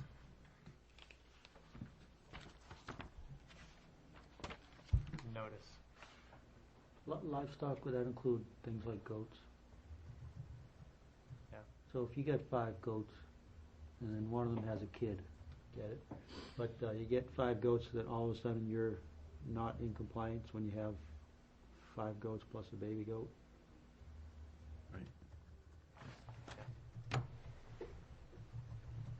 Do we want to say, I don't know much about goats, but adult livestock, or I don't know where the solution is there. Just a follow-up on that, because my question was, how many people have 5 dogs? I mean, 5 dogs, 5 sheep, I mean, sheep don't bark, dogs bark. Yeah. I just know on non-conforming lots, when you're dealing with smaller lots, you're going to be much more likely to annoy your neighbors as you increase the numbers of livestock that you keep on your property. I know half an acre is still a decent lot, but you know, in some communities you can have 1 cow on a half an acre lot, and that's it. So I mean. So what, if you will, walk me through. Let's say I have one of these lots where I'm limited to 5 goats. So you have less than 2 acres by definition. Right. And one of my goats has a baby goat, and I'm now at 6. Mm-hmm. You get a telephone call. It says, "Hey, Mr. Meany over there, he has 6 goats." So it's your job to go handle it. How do you approach that? I would, well, based on this language, I would tell them, you know, we have a limit of 5 goats on a smaller than half-acre lot. Based on this language, you would need to obtain a special exception from the Zoning Board of Adjustment in order to keep that 6th goat.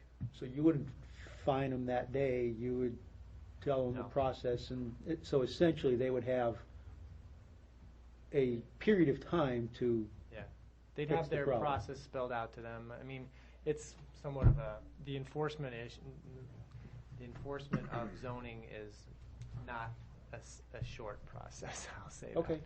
I was gonna say, has anybody ever been fined on the first day? I understand, I just want Ever, that to. anywhere? I just want that to be clear, that you wouldn't have to immediately Oh, kill yeah. a goat in the You're not gonna presence Born, of one of you Rob has to Rose. go. Right, So okay. you're gonna get a notice, it's gonna have a deadline of, what you need to do to either come into compliance or to, that you need to apply for a special exception to keep it. And then, based on whether or not you follow through with that, I wouldn't send it on through the courts and issue fines. But if they don't comply, or if they don't submit an application and get granted a special exception, I would have to do that enforcement through the So courts. could you conceive that if somebody notified you the day that the additional was baby born. livestock was born, they probably got a couple months to square things away? Generally, I usually give a 30-day compliance requirement, and if they don't comply within 30 days, then I forward it on to the town prosecutor. And if at the end of the 30 days, that's the day they come in to apply for a special exception, that probably buys them a few more. It could very well, yeah. Okay. I usually am not too worried about, as long as they're showing that they're Making an effort. making an effort to comply, Okay. then I'm usually pretty lenient.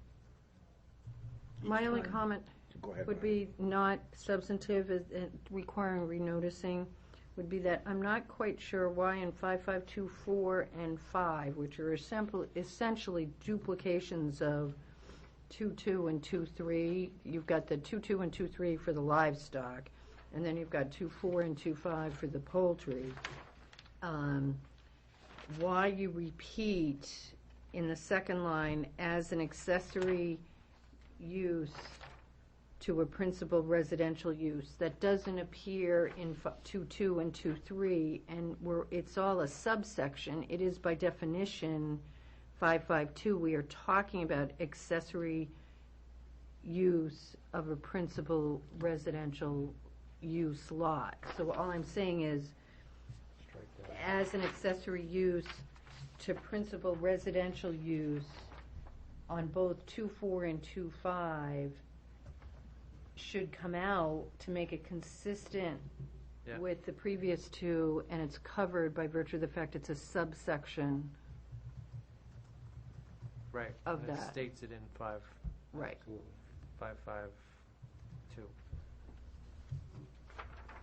Because you're not making it different from, there's no difference between the two. There's a reason it's distinguished for other reasons. Right. Yeah, it's just how it was. Okay, thank you.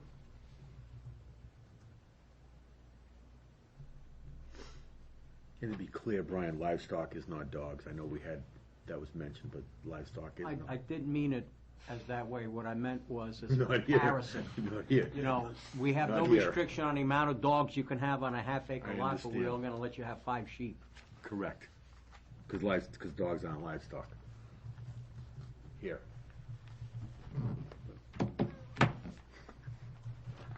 I would rather be next to a neighbor with 5 sheep than a neighbor with 5 dogs. Right, got it? Mhm.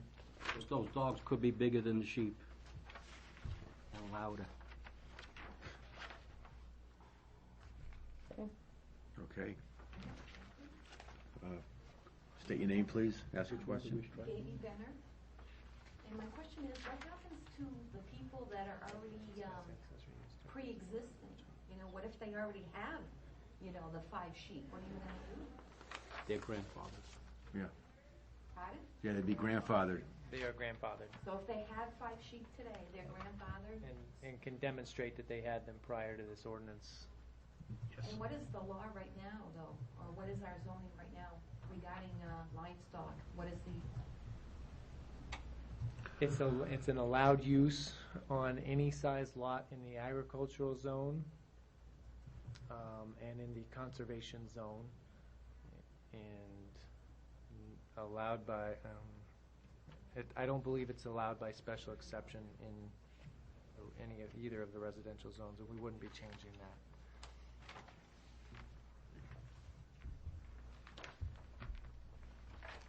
So really, the intent of this ordinance is to change the size of lots that livestock can be permitted on, even within the agricultural and conservation zones. In some areas of town, you have very small lots, such as up on Uncanunic Mountain. There are very small lots in that area that have agricultural zoning, but they're as small as the lots in Pinardville. And putting a bunch of livestock on one of those lots right next to your neighbor could be a detriment to that neighborhood. And so limiting the size of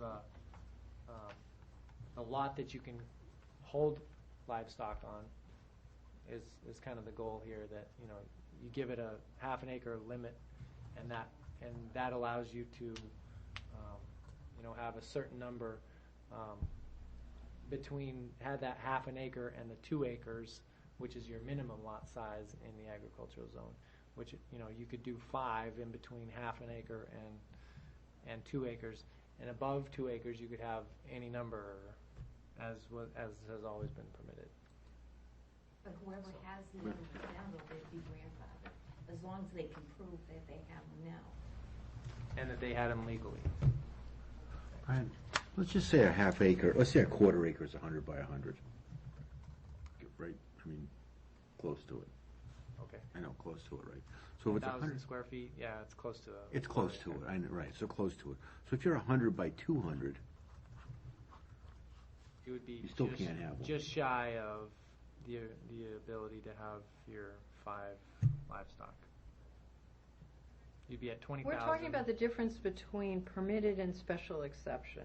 Right. So, right now, you have to come in by special exception regardless. What we're doing is saying, if you have between half an acre and 2 acres in these zones, you can just do it. You don't have to. Not for the livestock. Well, For the livestock, it's not. well, a that's one of the permitted reasons use. we have. That's the 2 acres. Well, you got the 50-foot, you got the 50-foot setback, for a right? building. Can you read that again, too? For Maybe? building or for the animals to be on? For the enclosure. The coop.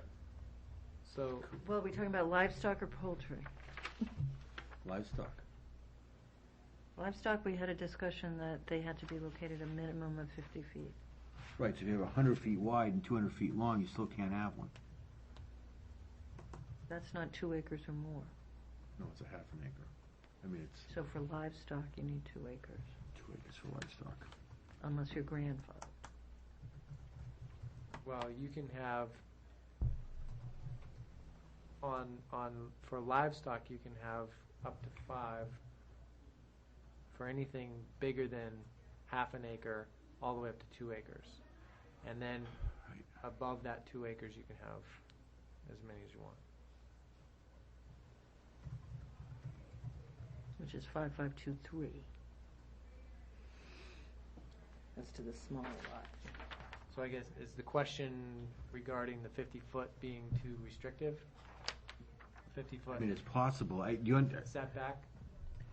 I'm only saying that because if you have, 100 feet wide and 300 feet long, you still can't have one. Because, What do you want to see for a number? We had this discussion when I came forward, and they might have to come back for a ruling to allow them to encroach in the setbacks, but that's what we were trying to deal with, is to put that down. It had been used in other things. We saw some diagrams in regards to where, there's a zoning line, a residential line, how far. We talked about that, and we came up with the 50 feet, and on some lots that, If it were 40 feet? then- there'd still be I an I don't, issue. I'm just, Yeah, I mean, I potentially. Other than 0. I'm concerned that we're making something here that just won't work, no matter, I mean, Well, but I think you currently, I think the 50 feet protects the abutters. right. Number one, for sanitary. Mhm. Okay, because of the of butters.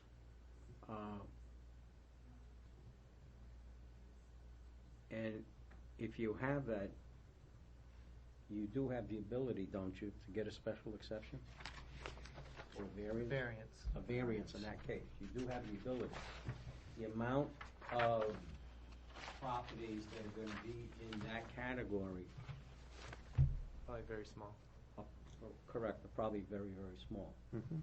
And there are probably some that are even smaller than 100 feet wide. You probably have some properties that are 80 feet wide. And if you have 80 feet wide and you have a house on them, you're probably not a non-conforming lot to begin with.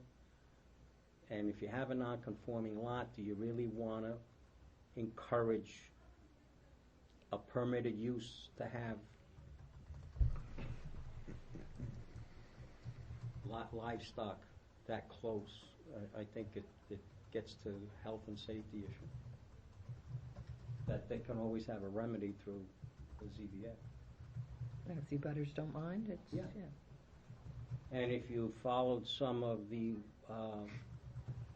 applications for these through the ZBA, butters do generally have concerns of chicken coops 10 feet from the property line, because they have, some of them, they have property that they have an apartment or a couple of apartments, and they have tenants. And how is it going to affect them to be able to rent the apartment? So there are other issues that affect the abutting properties.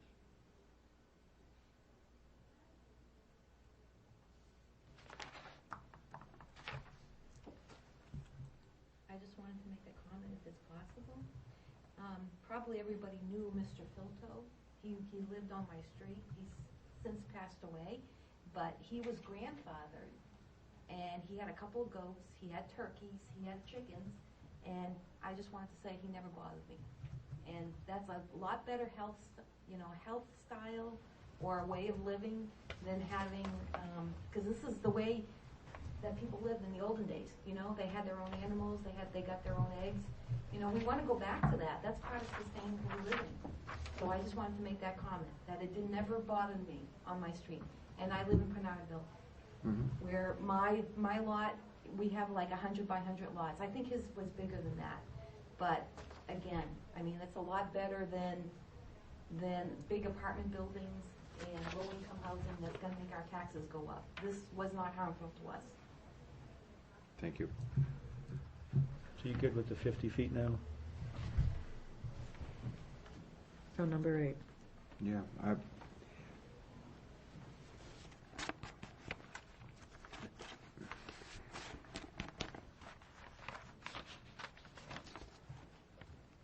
well, we can move. I guess the answer is not really. Because this is an opportunity to change Right. the numbers, change the language before the next public hearing. Right. And this is an agricultural, this is, wait a minute, this is I'm getting confused. This is in agricultural zone or not? Yes. Yes, it is. It's In both. agricultural zones and Right, not, so, yes. so we're gonna tell It's somebody. going to be more. In an agricultural zone. It's going to be more based on lot size now than zone. And that's due to the fact that you could be in very close proximity to your neighbors anywhere in town, depending on what your lot configuration is. If you live in the agricultural zone, which probably I'd say 85% of the people that live in the agricultural zone aren't going to run into any problems with this, but there's probably that 15% that may have a very small lot in the agricultural zone that might have an issue with this one.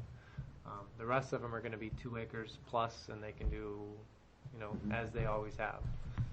So it's not going to affect most people, but it'll protect those people who are within close proximity to other neighbors in their neighborhood.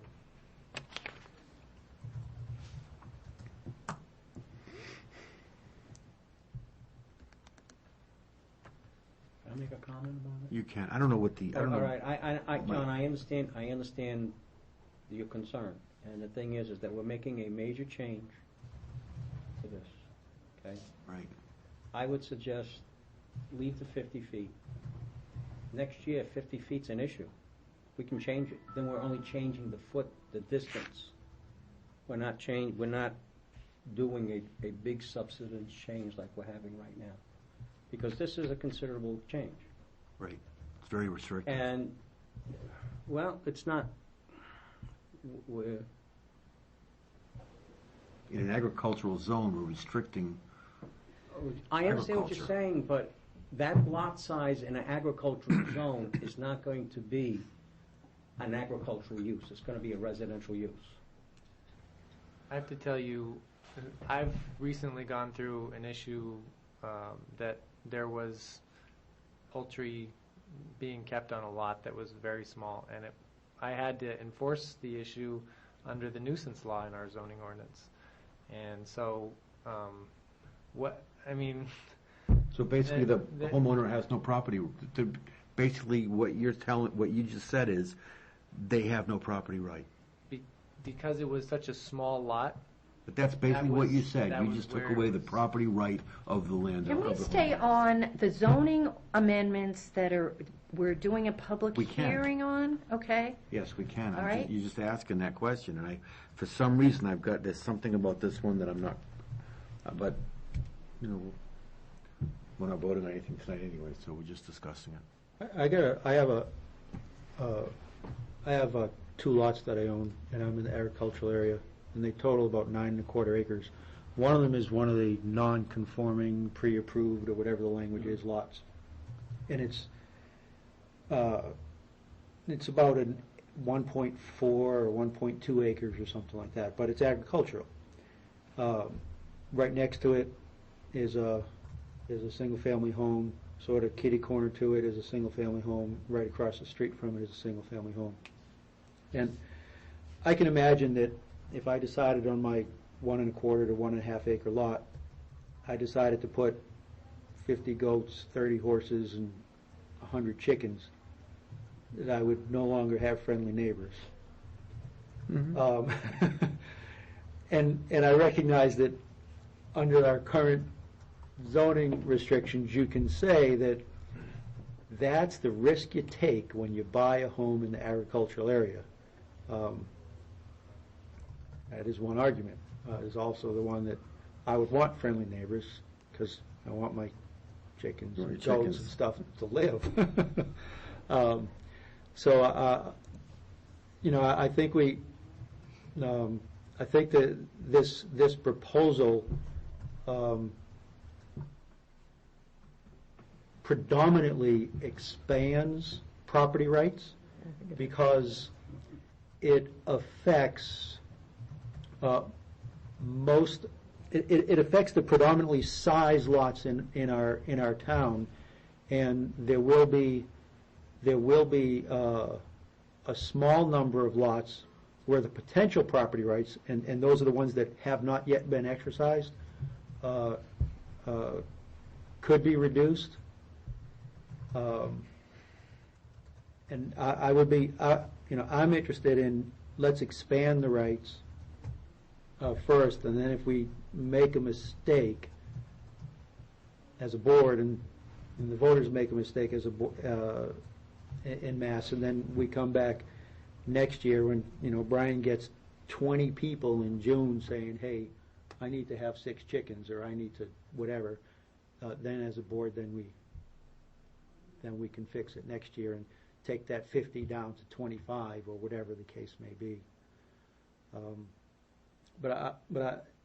Knowing the types of the types of lots we have in the town, I think this, for the vast majority of people, expands their property rights vis-a-vis livestock and poultry.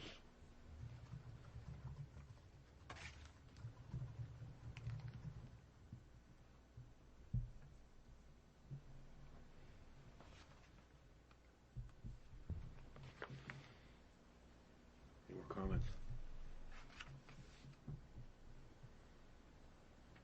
Okay, let's move on to number 7. So the only change we're going to make to that is the change that Those two- Barbara 2 strikeouts? That's just the mentioned about duplication the duplication of the language. That's not a substantive change, so you shouldn't have to renotice anything.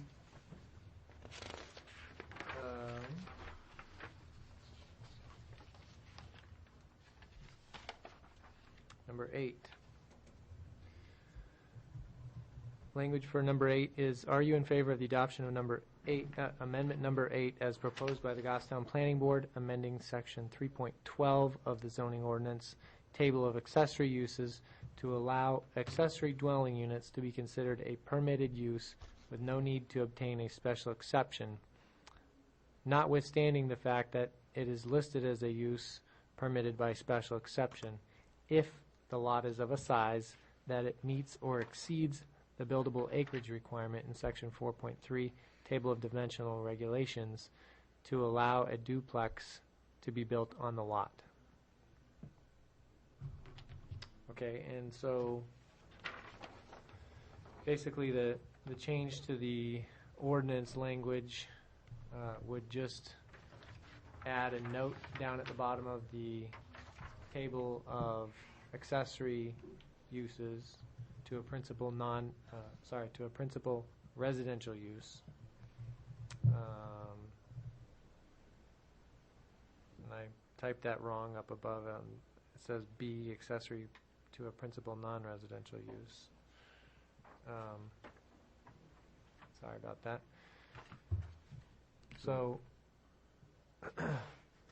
basically I would add a 3-star asterisk under number 6 in the table, accessory attached dwelling unit, underneath where it says allowed by special exception, and then that 3-star asterisk down below would be noted, notwithstanding the above requirement to obtain a special exception for an accessory attached dwelling unit, if the lot is of a size that it meets or exceeds the buildable acreage requirement in section 4.3, table of dimensional regulations, to allow a duplex to be built on the lot, then the accessory attached dwelling unit shall be considered a permitted use with no need to obtain a special exception.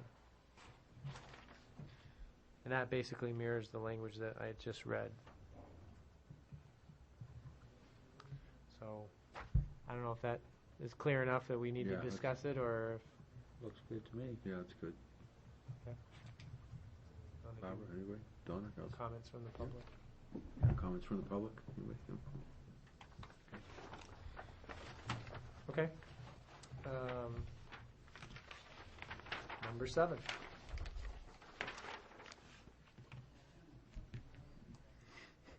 Language for number 7 is, are you in favor of the adoption of amendment number 7 as proposed by the Goffstown Planning Board, amending section 5.2.1 of the zoning ordinance by increasing the maximum allowable size for accessory dwelling units from 650 square feet to 800 square feet? And that is basically what I just read, a number change, 650 to 800. And that allows the accessory dwelling units to be a little bit larger than what they were in the past. I got one question. When we were talking about number 8, we use the phrase accessory attached dwelling unit, and number 7 we talk about accessory dwelling units. Is there a difference, or should we just say accessory dwelling units? Accessory dwelling units. Okay, so Where does it say accessory attached? on number 8 in the chart, it says accessory attached dwelling unit in the Oh. black print, and then down Yep. below it says accessory attached dwelling unit. So if we kill the word attached every time Yeah. you see it, that'll help. Yeah, It's that's- there That's fine. 1, 2, 3 times. That's not a substantial change, I don't think, either, but. No. Because I think our definitions calls them accessory dwelling units Yes. and not Section accessory attached. 5.2, I believe, is the one that is regarding attached dwelling units, or accessory dwelling units. Right. And it requires that they be interior or attached to the existing we don't house. need it. Right. So, yeah, you don't need it Okay. as part of the. So we won't see attached. Right. Okay. That's the only thing I had. Okay. It's good. I have a question, though. Yeah, Phil.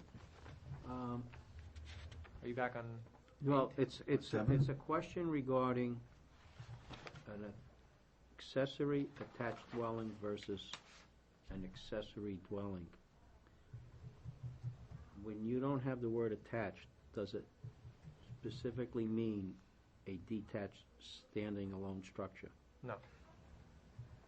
Does And it- that would be because of the language that's in the ordinance that requires accessory dwelling units to be attached. So there is no scenario where accessory dwelling units can be detached unless they get it approved by variance. So the only way you could have like a detached garage, for example, with a dwelling unit above it would be by variance through the zoning board of adjustment. They'd have to approve a variance for you to get that. From- The reason I'm asking the from- question, I'm just trying to see if we're having an unintended consequence that we're not even Yeah. thinking about, that's all. No, Section 5.5.2 states, an accessory dwelling unit shall be constructed within or attached to a single-family residence. So that's where you get the attached requirement. And it doesn't even call it an accessory attached dwelling unit in this scenario. Section 5.2 has the heading, accessory dwelling unit. So I think it's probably just terminology differences and whoever wrote the ordinance in the past. I can check the definition section as well to see what. I just have a concern about it not being consistent, that if it can, just the point that Yeah. the chart from 8 under accessory dwelling units, Right. number 6 specifically says that we're not changing, it exists as it is, accessory attached dwelling unit, and that's where we're making a change.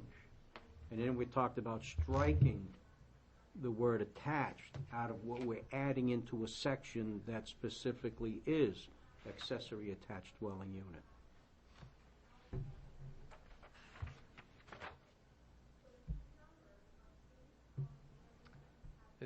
Is your question more regarding the notice requirement, or is it? No, my question is the consistency. Every time we go through these, we try to be consistent. I guess I don't see, where is the attached you're talking about? Down So- here, on the bottom of the chart, number 6, We already talked about the fact that that should be stricken to be consistent. the black, Yes. And Yes. there's three instances of the word attached. 2 are in red, 1 is in black, and all 3 should be stricken. okay, I didn't catch that we were I apologize, I did not catch that we're striking it out of the black that already exists. Okay. I caught it on the... Yeah, he said the 3, red. there were 2 on the red and, okay. Apology accepted. No. In advance. Okay, any public comment? All set, great. Number 6. All right. Number 5. 5? 6. 6. This is also regarding, accessory buildings. So the language in the notice says, are you in favor of the adoption of amendment number 6 as proposed by the Goffstown Planning Board, amending section 5.1 and the definition section of the zoning ordinance, accessory buildings and facilities, by clarifying in the section language that the rules of this section apply to buildings that have any portion of the building lying within the accessory building setback, and that the limitations do not apply to buildings that meet the underlying setback, and by defining yard in the definitions section. Okay, and then under 6, the actual language,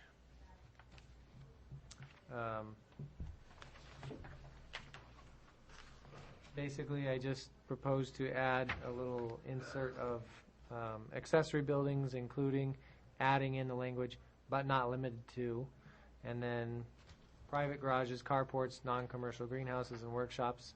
That was already existing language. Adding in the following, having any portion of the building between the lot's underlying setback and the accessory building setback as detailed in this section shall not exceed a maximum, and I add the word cumulative, and we changed it to building footprint, cumulative building footprint instead of floor area, of 600 square feet, and the maximum allowable height of any accessory building, and adding the language, having any portion of the building between the lot's underlying setback and the accessory building setback as detailed in this section shall be 17 feet to the peak. And then below that, adding in, this is actually kind of taking what was existing in the larger paragraph and breaking it out into some smaller subsections, calling this one 511 accessory building setbacks. Accessory uses, I'm deleting the two words uses or, and calling it just accessory buildings, shall not be located closer than 10 feet to any side or rear lot line. So that almost was an existing regulation as worded, besides that one little removal of the uses or. Then section 5.1.2, removing the language, and not more than 25% of the area of the yard may be occupied by an accessory building, changing that to an accessory building, I need to remove an S there. An accessory building shall not occupy more than 25% of the area of the yard in which they are built. Maybe I needed to delete the "and" instead. Right.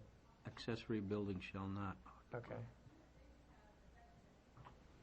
Accessory buildings shall not occupy more than 25% of the area of the yard in which they are built, i.e. side yard or rear yard. And then 5.1.3, accessory buildings shall not be located within the front yard setback. Just change the word structures to buildings to be consistent. 5.1.4, accessory buildings shall not be located closer than 10 feet to the principal structure on the lot. This is a new added regulation that basically just separates sheds from houses by 10 feet or other structures from houses by 10 feet. Thinking What might some other structures be? garages, barns, whatever. Would include generators, decks? Decks usually are attached to houses, but in the event that they're not, they would probably fall into that same rule. You could have 2 sheds, not to exceed 25%. Well, Buildings. that's, you could, as long as they don't add up, as long as they're not within that yard area that's Setback. applicable. Yeah. No more than 25% and not closer than 10 feet. So if I build a shed around my generator, it's got to be 10 feet from my house. And the lot line. That's quite distant. If it's attached to your house, then no. You mean if the generator's attached to the house by electrical cord? No, An if the electrical line? shed that houses your generator is attached to your house, then it's considered part of the principal structure. But if it's detached in any way, then you would separate it by 10 feet. I think you would get into an argument as to whether that was a building or not. I'm just thinking if someone wanted to even put their garbage and recycling inside a shed, but they'd have to have it 10 feet from their house. Yes. It's a regulation, I think, probably that addresses mostly a fire concern, fire safety concern. trying know to that- separate buildings from each other. Predicting my state of mind on January 9th, I'd be disinclined to vote for this because of 5.1.4.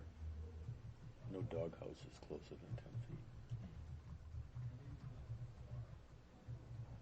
We can discuss You that after always- you, we can discuss after you go through. Just wanted to get an understanding of what that would include. I We can always talk about it in this meeting and change it if we want. I think, though, what you're getting into is a definition between structure and a building. What is the difference? Nothing. Okay. So if we don't have definitions that differentiate garages from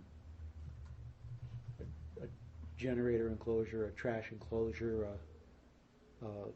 Putting the a bunny- little Putting the deck, bunny out there. a What bunny hut. is a doghouse? What is a doghouse?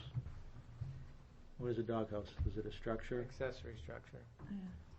10 feet. Not closer So than is 10 feet. For my 5 dogs. is an accessory structure what you're building to put your trash cans in?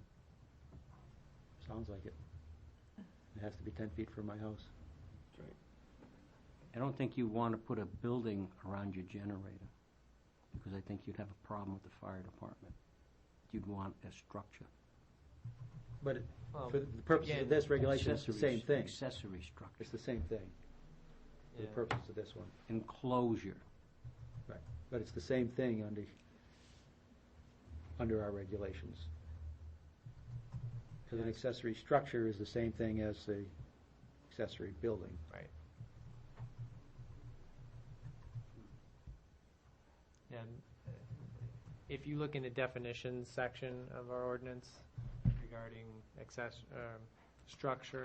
accessory structure, I think, and building, you're going to find one of them says a building that, I think the structure definition says a building that, Structure is a building and a building Yeah. is a structure. yeah, I don't know where I'm I going to put don't- all those chickens. I don't recall which one. Put 'em in the oven. Let them live in the generator. It's nice and warm in there. The definition of a structure is anything constructed or erected which requires a location on the ground or attachment to something having a location on the ground, including but not limited to freestanding signs, billboards, manufactured homes, and buildings, there you go, but exclusive of customary fences or boundary retaining walls and landscaping and screening required by the development regulations. So if I wanted to put let's say I have a walkout basement and I wanted to put a freestanding deck out there, have to be 10 feet from the Yeah, basement. weird. Or even some type of patio that you walk out on. Sure. Well, if You you're don't want to doing- have a 10-foot gap between, If you're doing a walkout onto it from the house, that's generally attached. You wouldn't want to have a gap between that and your house. But if I chose Right, but- not to attach it, Right. I would have to go if it's 10 ground feet level, away. your basement level, you wouldn't attach it to your house, you're just putting it so that you have something to walk out on. Okay.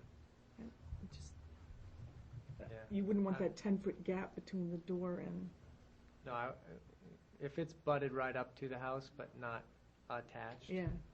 I mean, that, I would maybe, I'd leave some leeway in there for that type of thing. Like, if you have a deck that basically just floats, It's freestanding. but yeah. it's right there next to the house, Yeah. so that you step right onto it, to me, that's considered part of the principal structure. So it would be needed for the principal structure to even get out of your house. So that's, to me, part of it. But, Well, my inclination is I'd like to see 5.1.4 taken out of this. But, like I said, I'm just one of 5 tonight.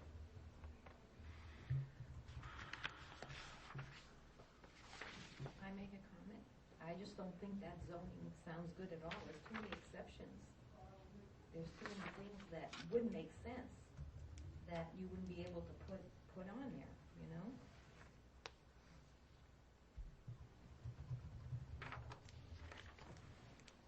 That should be crossed out. What was the one you said, Rich, that you? 5.1.4, accessory buildings shall not be located closer than 10 feet to the principal structure on the lot. I think that should be struck, because, and it may be because we have less than specific definitions, and we do not want to try to catalog what is a building, what is a structure. But we lose the ability to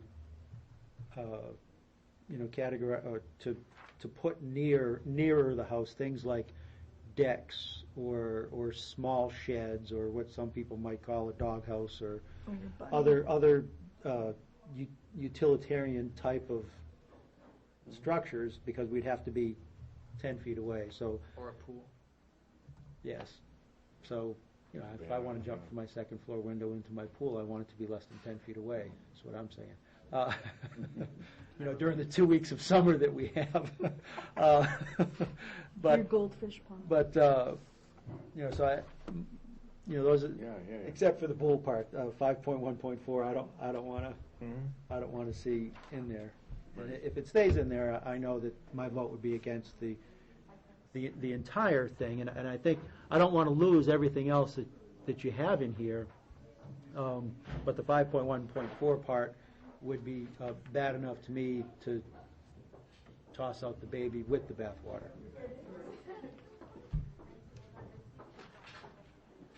I threw it in there as just something to think about.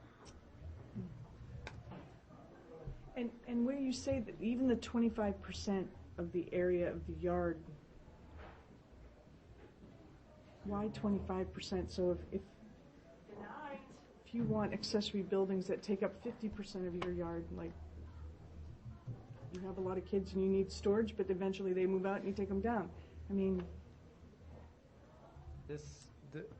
I need to kind of finish getting through these Okay. definitions so that we can kind of define what that is. Just rewording our current. okay. But you could just use Mr. Langley's storage area. So Do I get it free? I think I left off with 514. Mhm. So 515, accessory buildings with a footprint larger than 600 square feet shall conform to the underlying setback requirements of the district. So if your building is If I'm putting in a 4-car garage. larger than 600 square feet, like a 4-car garage, Yeah.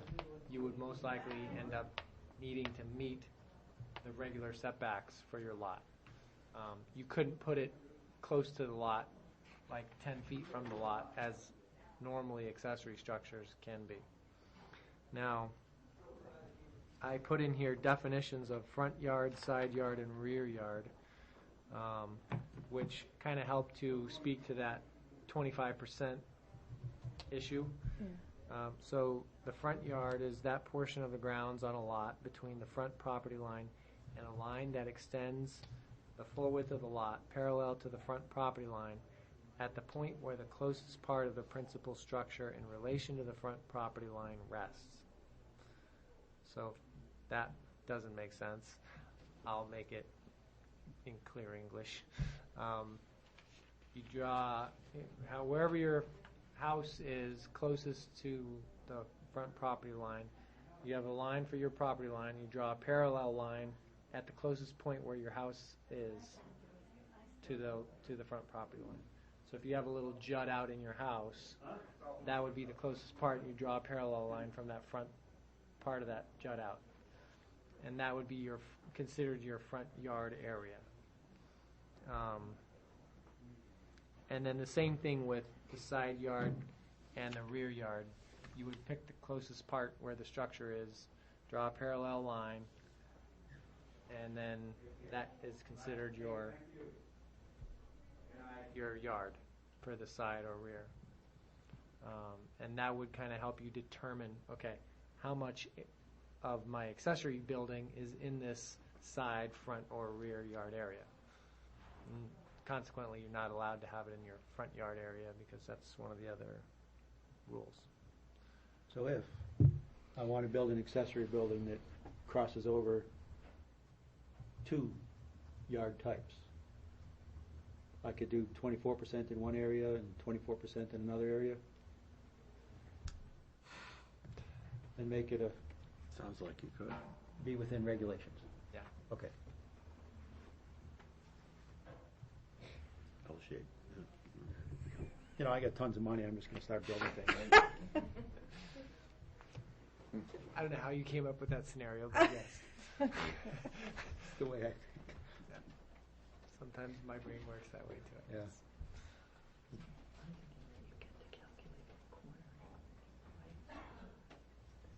Yeah. Okay, so, There's a dead space you know, there, too. if it's a big issue for other people, I mean, I can remove the 514 out of the running for this and make 515 become a 514. I don't have an issue with that, but I think the problem is you're trying to deal with minimums and maximums the same way. And maybe the best thing to do is to take it out, because you have to get a building permit regardless. So, I think the main reason for a 10 feet rule is for fire access, because if you were putting up Richard's side, rear and side garage that L's around the house, you would want the fire department, when you got the building permit, would want to be able, they wouldn't want you to put it 8 feet, because you wouldn't be able to get any, or 6 feet, they'll say. You couldn't get the vehicles to that structure, arguably. So, I mean, I understand why there's that rule, why you're proposing it, but I'm sort of like, how often is it really going to be an issue in conjunction with the building permit? Probably isn't an issue only in scenarios where you have very tight lots. Right. You know. And would you need a building permit for a doghouse or? No, you wouldn't Less than need it 200 anyway, feet. so it's not Right. going to be an issue. Right. Under 600 feet. 100 Well, when 200 for a building permit. 200, I'm sorry. So, but if I'm building a small shed to keep my goats warm next to the generator, or a small deck, or a rabbit hutch or something, I don't need a building permit, and I might want them a little closer to the house.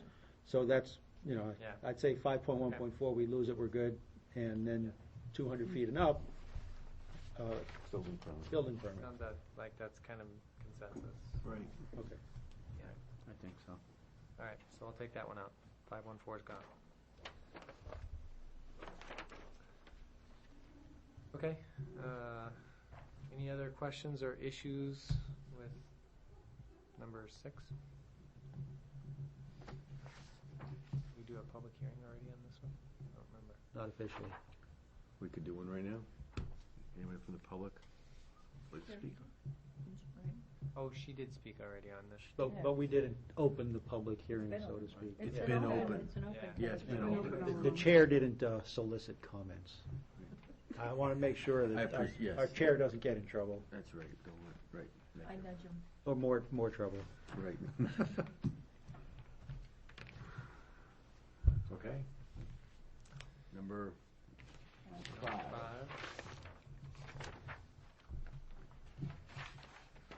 Alright, so this one is in regards to the self-service storage facilities, which we mentioned earlier in the meeting. So the language for this one is, are you in favor of the adoption of amendment number 5 as proposed by the Goffstown Planning Board, amending section 3.11, table H, table of principal uses for transportation, communication, and utilities, and amending section 5, supplemental standards, and amending section 7.2.5, table I, parking standards, and amending the definition section of the zoning ordinance to allow self-service storage facilities as a new principal use in the table of uses to be a permitted use in the industrial and commercial industrial flex zone districts and in the commercial district by conditional use permit, and also instituting some applicable supplemental standards that self-service storage facilities would have to follow. Okay, and if you look in the text of the proposed language, so what I've done is add line number 12 in the table of principal uses for transportation, communication, and utilities. And that basically lists self-service storage facilities as allowable by conditional use permit in the commercial zone, and then permitted in the commercial industrial flex zone and industrial zones. The definition section would receive a new definition for self-service storage facility that states any real property designed or used for the purpose of renting or leasing individual storage space to occupants who are to have access to such space for the purpose of storing and removing personal property. Then for the supplemental standards, adding the following section, a new section 5.24, which would be entitled Self-Service Storage Facilities. That would have one subsection, which would be the minimum lot area on which a self-service storage facility is located shall be 1 acre. And then changing the parking regulations to include the regulations that would be applicable for self-service storage facilities. And that would require 1 space per 100 storage units or fraction thereof located in the vicinity of the leasing office. A minimum of 4 standard stalls and 1 handicap stall shall be provided. For multi-storied facilities, a minimum of 5 loading spaces shall be provided in the vicinity of elevators and other points of access into the facility. Just as a note, in the previous version we had a note in there about no hazardous materials being stored, and I went and talked to the fire department just to find out, if they had any concerns about that note being there or not being there, and they ended up concluding that it wasn't really that necessary. They realized that people might want to store their vehicles in there, which technically could be considered having some kind of hazardous material within them, and that it could they probably have enough coverage in their codes, and also these guys that do this business usually have agreements that cover that type of thing as well. And then also I did go into the rest of the zoning ordinance and look for that term and did not find it anywhere, and we don't have it defined in our ordinance, so I just opted to remove it. Question, Brian. Yeah. On the enclosed box, there are 3 sentences that talk about parking. Mm-hmm. The first and the last sentence talk about the number of parking and the location, but the middle sentence only talks about numbers of parking stalls, but it doesn't, it's not clear to me where you intend that to be. So we have the 1 per 100 near the vicinity of the leasing office, and in the third sentence, 5 spaces near access points. Mm-hmm. But where are the 4 standard stalls and 1 handicap stall? Or is that just overall? In general on the site. So is there a way to make that clear? Because it's the sentence by itself doesn't make it clear to me that we mean that, for example, if it were the third sentence, we'd be saying, notwithstanding these prior requirements, self-service storage facilities shall have a minimum of 4 standard stalls and 1 handicap stall. What if we change the word provided at the end of the sentence to required? I understand provided and required. It's not my issue, but I'm trying to figure out where we're requiring them to be. Well, I think, but it's going to the gross amount. It's saying you need to have 1 parking space per 100 storage units or fraction thereof located in the vicinity of the leasing office. Right. here's you're the required to have a minimum of 4 standard stalls and 1 handicap stall. Right, here's the scenario. You have a storage unit facility that has only 100 Or even 50. units, or even 50, something less than, up to or less than 100. That would only require, per this first sentence, 1 parking stall. And, what I'm getting at is, there should be a minimum of at least 4 on site to cover, any number of customers or other people that might be coming to the site and utilizing So could we the site. strike the middle sentence and then make as the last sentence something along the lines of, no self-service storage facility will have fewer than 4 standard parking stalls and 1 handicap parking stall? Something like that work? So you want to move it to the Yeah, I bottom? want to change the language and move it to toward the end. I don't have a problem with that. It doesn't change, to me, the intent. But to me, it changes the clarity. Clarity. It gets the intent across. So if you have a 50 unit location, you're still going to have at least 5 spots. So repeat that again. No. No triple SFs will have fewer than 4 standard parking stalls and 1 handicap parking stall. So it's basically the minimum. Yes, and I think that's what he was getting at for smaller places. I just don't want SSSF repeated.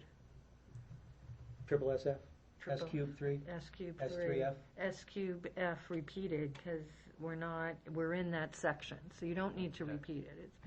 It's number of So storage units. should And I if you just want- say no facility, or even Right.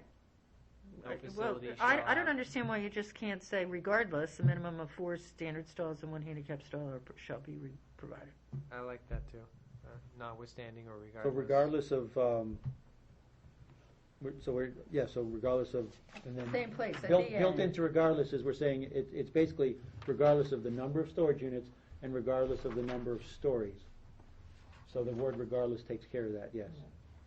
Okay, so we put in regardless in front of a minimum of 4, and then just leave it as it was. But I still like it as the last sentence in that That paragraph, moment. because it's the catch-all saying if this applies, but if it doesn't, then you go to this. Question? Phil. On the definition, self-service, I guess it's a definition, self-service storage facility. The word "and" between designed and used, should it be "or"?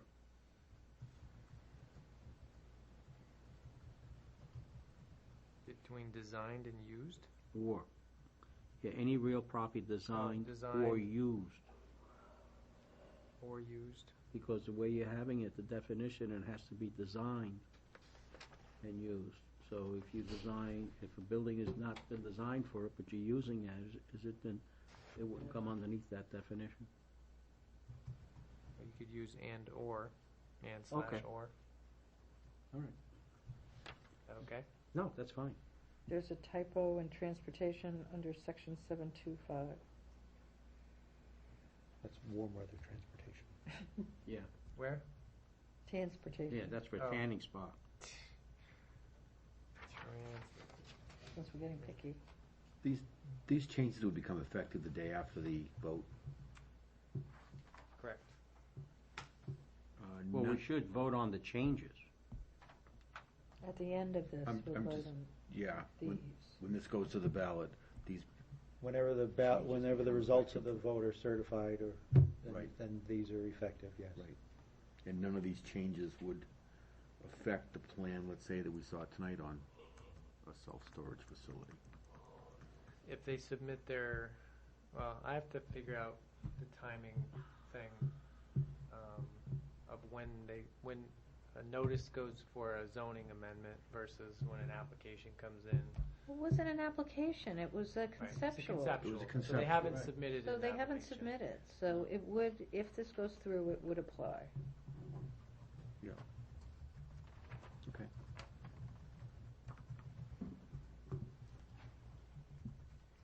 But it would seem that they had that, all this stuff covered. Right. Yeah. I understand. Pretty In much. spades. Yeah, Yes. yeah, I get it, yeah, right. Yeah, Fine. these are not majorly strict requirements. Right. Okay. Number, you all set, Ronnie? Oh, public comment, yes. Yeah, just a comment on that one. I don't think it would be a bad idea to leave no hazardous waste just in case. You never know what they could store in there. And what if the owner forgets to put that in the contract? You know, what if they're storing, a bunch of gas in there? It'd be highly flammable. The only problem that I really have with it being in the zoning ordinance is it's not something that I can You can't enforce it. enforce because as a zoning administrator, I don't have the ability to see what's in any of those units. See what I'm saying? So it would be very much hearsay to even get me to get a warrant to get into one of those units, which would be difficult at best. I'm just telling you, for me to be able to go in and say, I was told that you have hazardous materials in your unit, the judge would say, where's your proof? And if I didn't have any proof, then I wouldn't be able to get a warrant to get in there. See what I'm saying? The same thing would go with chickens.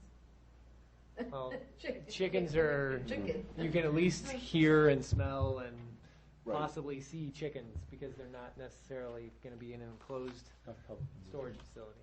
But if something went wrong, though, you would have something to cover or fall back on and say, hey, that was against the rules and you did it. So it's your fault, you have to pay for damages or whatever.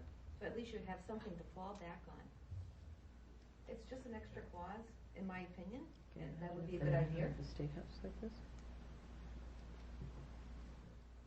Depending upon the committee chair. Okay. We'll,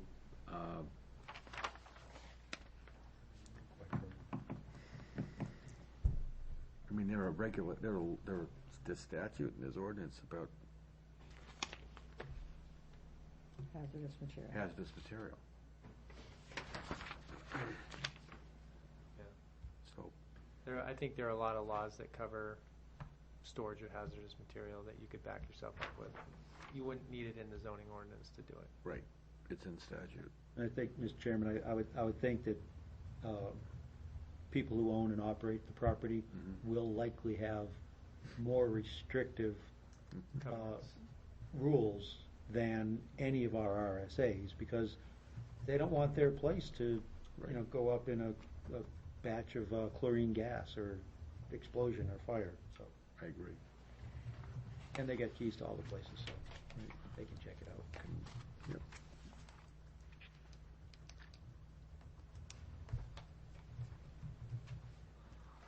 Number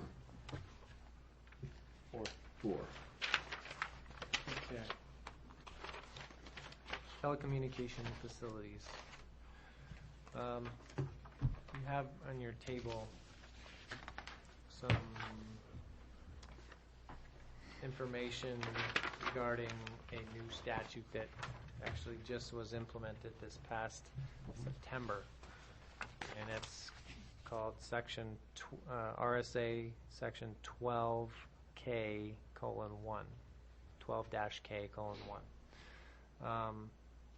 I reviewed that with our attorney, and we kind of compared my language that I had done with what we found in this, in the statute. And basically, Attorney Drescher kind of typed up a 2-line email that would be language that should replace what I put in my suggested change to the ordinance. On the on the back page anyway. I'm going to start out, I guess I should start out by reading the language of what we're proposing. Are you in favor of the adoption of amendment number 4 as proposed by the Goffstown Planning Board, amending section 10.3.1 of the zoning ordinance, conditional use permits required for telecommunications facilities to permit co-locations on existing towers, including upgrades of existing facilities where no antenna are being added, unless otherwise determined by the planning and zoning administrator to be a substantial change in the physical dimensions of the tower or base station, based on an evaluation of cumulative changes over time, to move directly to the building permit process rather than appear before the planning board with an application for conditional use permit. Basically, this new statute kind of says the same thing already.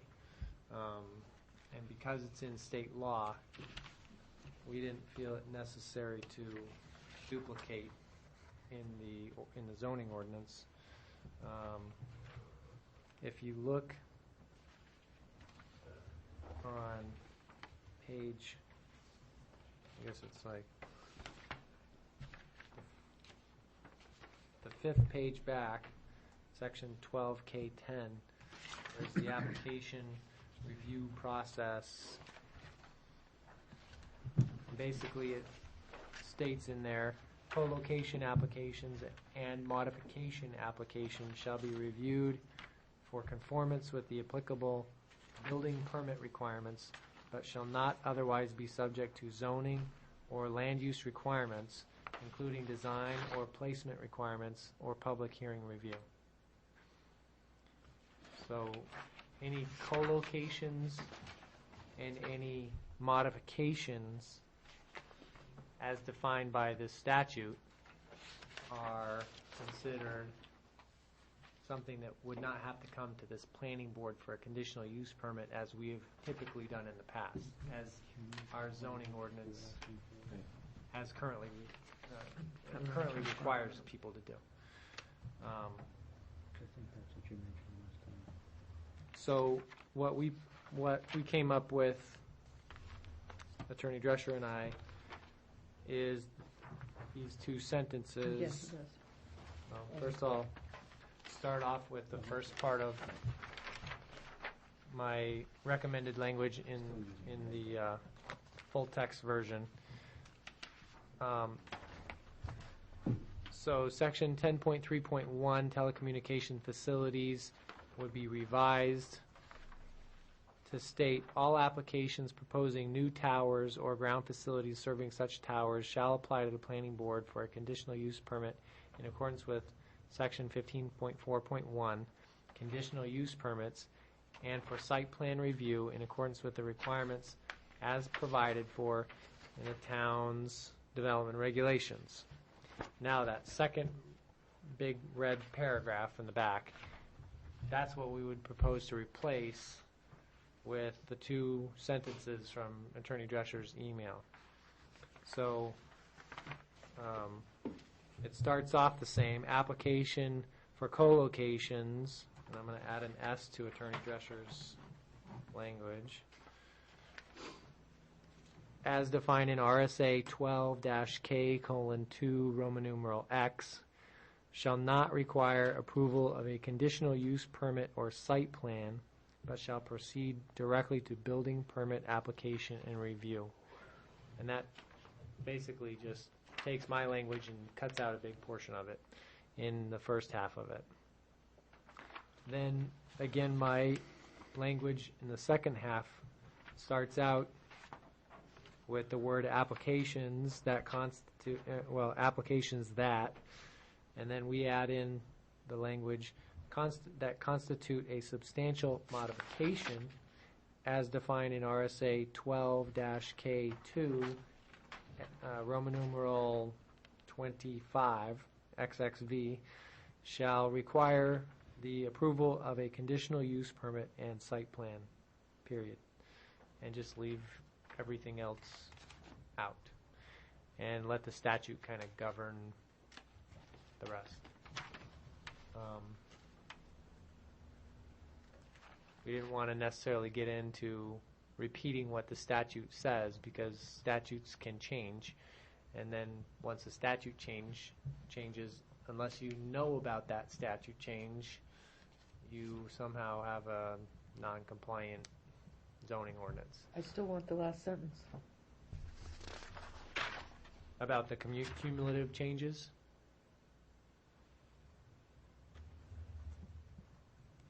Because that's different than an application. Being generally a let the private property owner do what you want kind of person, I do agree with Barbara though, because I can make an application once a month and increase the tower's height by 150 feet if I just go 5 feet at a time. So I think some language that addresses the cumulative changes. And I don't anticipate it as much as I do on the structures. There's language that deals with the structures on the base. I mean, I think that you need to address, and I don't think you violate the statute by saying that. No. They have definitions on what the co-location means and what and I highlighted those so that you guys can easily get to them. Substantial modification doesn't include any language about cumulative. Well, but it talks about changes. your 10 or 20 or 25. Right. So if you increase it by 10% or not to exceed 20 feet, or, whatever, and you do that multiple times, that, like you say, could be more substantial than just 10% once or 20 feet once. Maybe you and the attorney can get some good language. Well, I don't think you. I think you take the I think- attorney's yeah. language and just keep that last sentence. Yeah, Yeah. I think the last sentence, in making this determination, the planning and zoning administrator shall consider all cumulative changes to the tower since its original approval. And that will cover. Sure, as long as it's addressed. And it doesn't substantively change the noticed article because the noticed article essentially referred to the requirements that are codified in the statute that we're now referencing, so.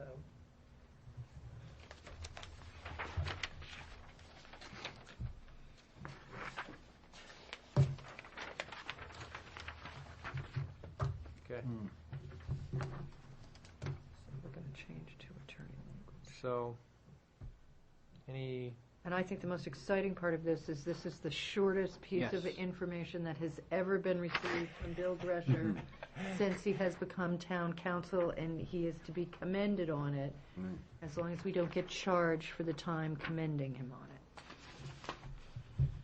if you speak to him on the phone to commend him, then maybe you will.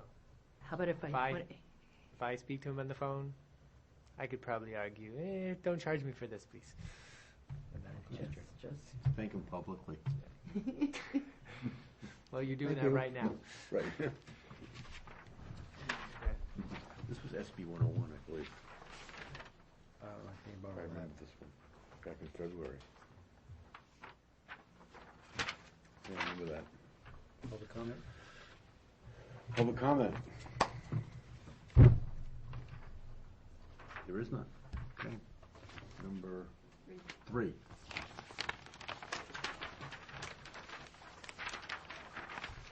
Okay.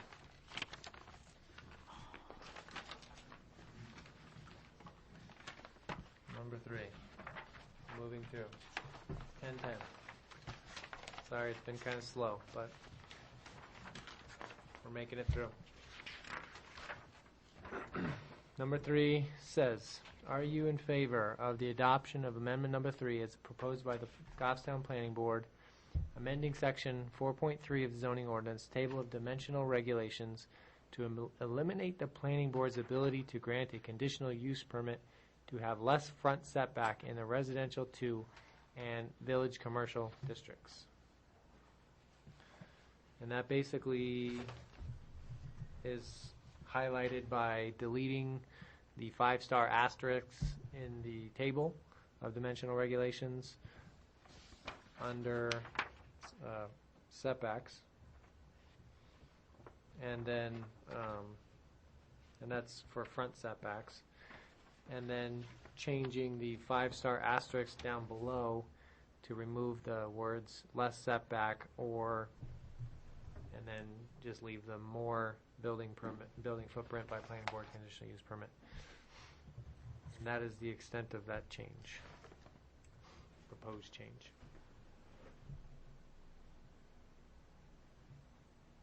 Can you put that into a for instance for me? So, for instance, well, the point of doing this is because most setback requirements are only varied from by variance. If you look at all the other setbacks in the ordinance, they're pretty much variance oriented. I think I can only think of one other one, and that's the Wetland Surface Water Conservation District that has a different ability to get a conditional use permit for a setback in our ordinance. And that's a very large setback where you got a lot more possibilities of encroaching. But in most cases, you go to the zoning board of adjustment if you want to vary from the normal setbacks that are there. And, you know, we felt like to be consistent with all the rest of the setbacks, that should be the scenario. So in the residential 2 zone and in the village commercial zone, you know, if you've got a building that's, you know, encroaching into that already and you want to build a deck onto it, you know, that would obviously need to go for a variance versus a conditional use permit from the planning board. So, in other words, if someone wants to build in that setback, they still have an avenue to get permission to do that. Right. It's just not going to be through Through the planning board, right. Okay. And it becomes more consistent with the rest of our the ordinance. regulations and Right. our rest of our ordinances, right? Okay. No problem. Okay. Good. Number 2. Public. Any public? No. Number 2. Okay, number 2. See, I think that's where the ducks live. Are you in favor of the adoption of amendment number 2 as proposed by the Goffstown Planning Board, amending section 6.13 of the zoning ordinance, temporary signs, to change the number of days that temporary signs are permitted for each occasion from 10 days to 30 days, and to change the number of occasions that temporary signs may be permitted for each calendar year from 4 to 2. Now, in the language of the text, it's pretty simple again. It's just changing some numbers as stated in that notice. You're changing number of occasions from 4 to 2.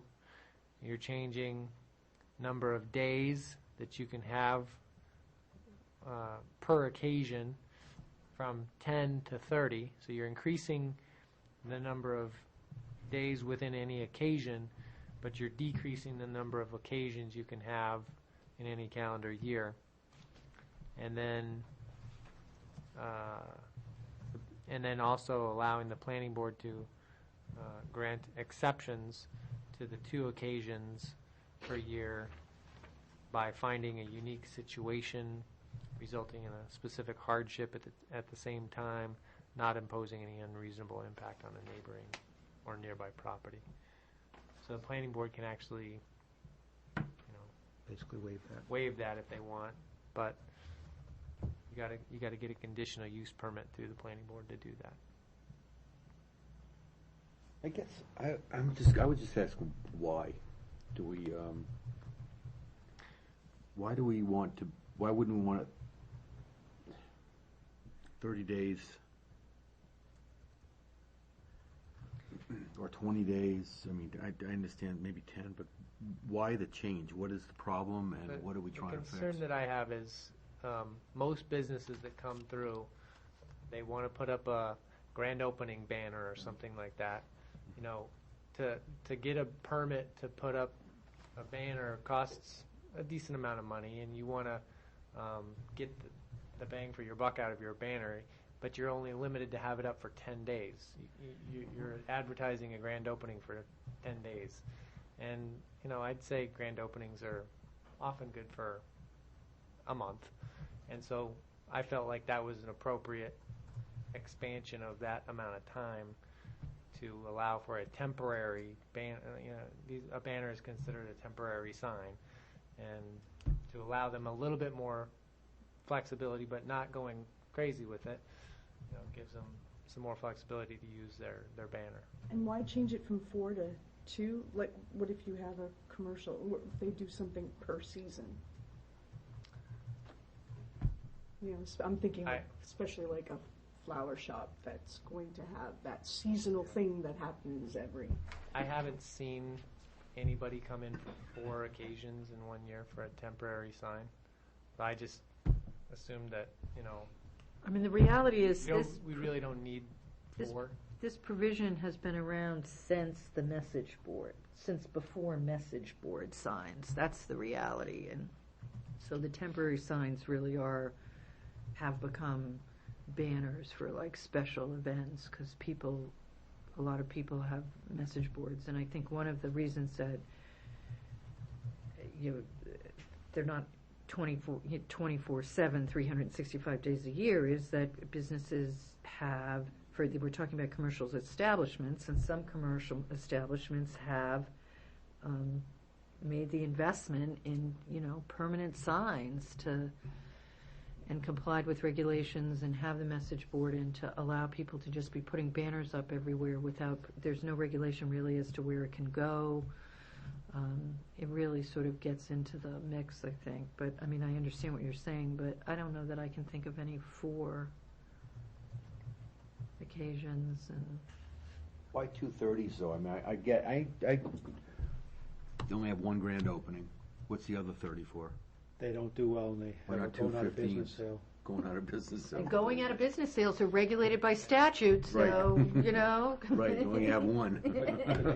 You can put up your banner. You know, you can have more than 1, you just can't have them within so many days of each right. other. Yeah. I mean, Once you I guess, you have to go out of business. yeah, I guess to me Well, it's I don't not know that a- it says that, you just have to wait.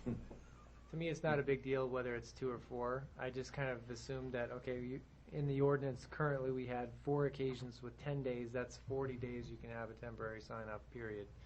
And, you know, this was increasing it from 40 days total to 60 days total by allowing 2 occasions. I felt like, you know, we're still hear you. increasing Yeah. it, but I just know. didn't want to like go crazy again. You guys want to see that number change, this is the time to talk about it. Now, I mean, you know, More useful though if it was a 30 and maybe 2 15s. I mean, it would be more useful, because I don't know why somebody would have a temporary sign patchwork. for a second 30 day. I mean, they might, but Yeah. Christmas, you know, That's, holiday. to me, too much. Christmas is 90 days. Christmas Yeah. all year, right? I hear you. I just as soon give him 3 versus a 30 and 2 15s. To me, that's Patchwork doesn't make sense, but And it's harder to regulate and to monitor. would 3 work? 3's better than 2. 3 30s? 3 30s? Yeah. Yes. Help for the seasonal businesses, because Right. we have the 1 week of summer, Yeah, 3's Right. are very good. and then every 80 days. Yeah, that'll people work. can No, do the their. 4th time they're away. And that includes 1 banner, not those lawn signs that we see all over the place, or is this? Right. These are not. Those are part of A-frame signs. Those aren't part Those of are this. already regulated. that. Right. And we're not talking about coffee banners. I don't want to talk about So 3 30s. little wing. Now, banners are still limited in size to 24 square feet. They still got to come in to see you to get a That's- permit. That's still part of the deal, but, yeah. And they still have to come in and get a temporary sign permit. I recognize that the word unique is currently part of our language, Where are you looking? second to last line. Yep. Would our ordinance be fine without that word unique? What 'Cause- word would you replace it with? Nothing? with finding of a situation resulting in a specific hardship, yada, yada, yada. Because truly, you can look at it one of two ways. No situation is unique, or all situations are unique. To me, it just doesn't add. I know hardships are often determined by a property's uniqueness in the variance criteria type of world. Aren't all properties in town unique? Technically speaking, yes, but So I just don't see it as adding unique anything. in what way? I mean, the land under them is definitely different than the land under another piece of ground, yes. But A unique. sometimes you might have an exactly laid out 100 by 100 foot lot that looks and smells and acts like the same exact lot next to it, but because the dirt under it is different, then you could call it. Would you like not specific unique. instead of unique? Or, I just or just lose the word. I don't know. Word. I hate it when people say very unique. Come on, Unique man. in its setting is how the zoning ordinance goes. How it compares to those around it. And everything's unique. Unique and hardship are two different things. I think the hardship is, the important thing here is a specific hardship resulting from a situation. Doesn't have to be a unique situation, because it doesn't have to be solo to that property. We have a storm comes in, blows out a bunch of buildings, and it's not a unique situation why they need to have a, hey, we just rebuilt. It's just a situation.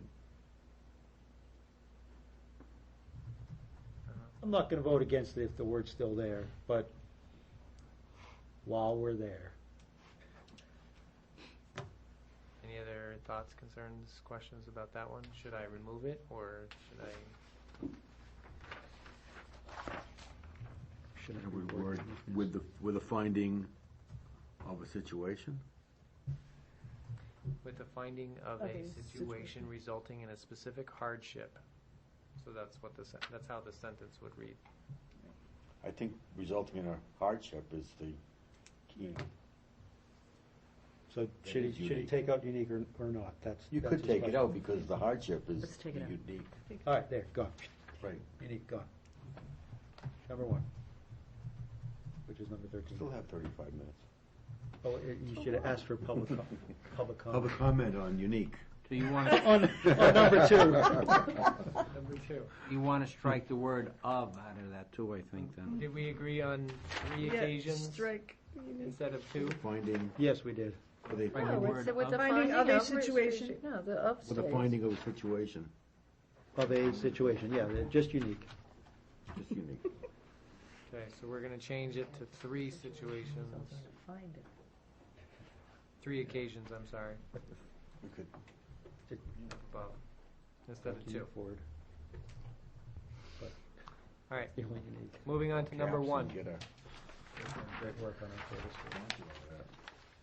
Okay, number 1. Number 1 states, are you in favor of the adoption of amendment number 1 as proposed by the Goffstown Planning Board, amending section 6.6.1, 6.6.2, and 6.6.3 of the zoning ordinance to allow signs in the industrial zone to be 10% of the area of the wall to which they are affixed, not to exceed a cumulative maximum sign size of 100 square feet. Now, that basically translates into the 3 sections that I spoke to. Adding in 661, just adding that it's applicable also to the industrial zone, and leaving all the rest of that section alone. In section 662, adding again that it's applicable also to the industrial zone, and adding the words at the end, and provided that the industrial district, in the industrial district, the total area of all signs affixed to the same wall does not exceed 100 square feet. And then in section 6.6.3, changing the fact that the table of max sign dimensions is considered part of that section. I subcategorized it out and made it a 6.6.3.1, and then just deleted the area in the table where it references 0 for the industrial zone on building signs, and put an asterisk there instead.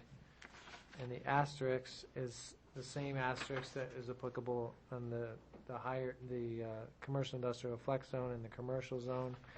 And that asterisk just references that you would reference section 6.6.2, which we already just went through. And that allows for 3 building signs and 10% of the area of the wall to which it's affixed. So, that is the extent of that proposed amendment.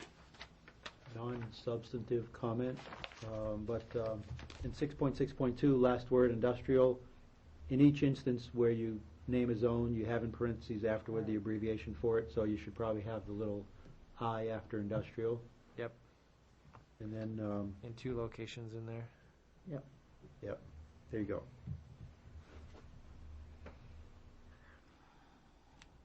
Nice. Any more questions? Any comments from the public on number 1? It would be not on number 1, something else? Only on number 1. Okay, no comments from the public. That's it? That's it. Nice job. Question? Let's see.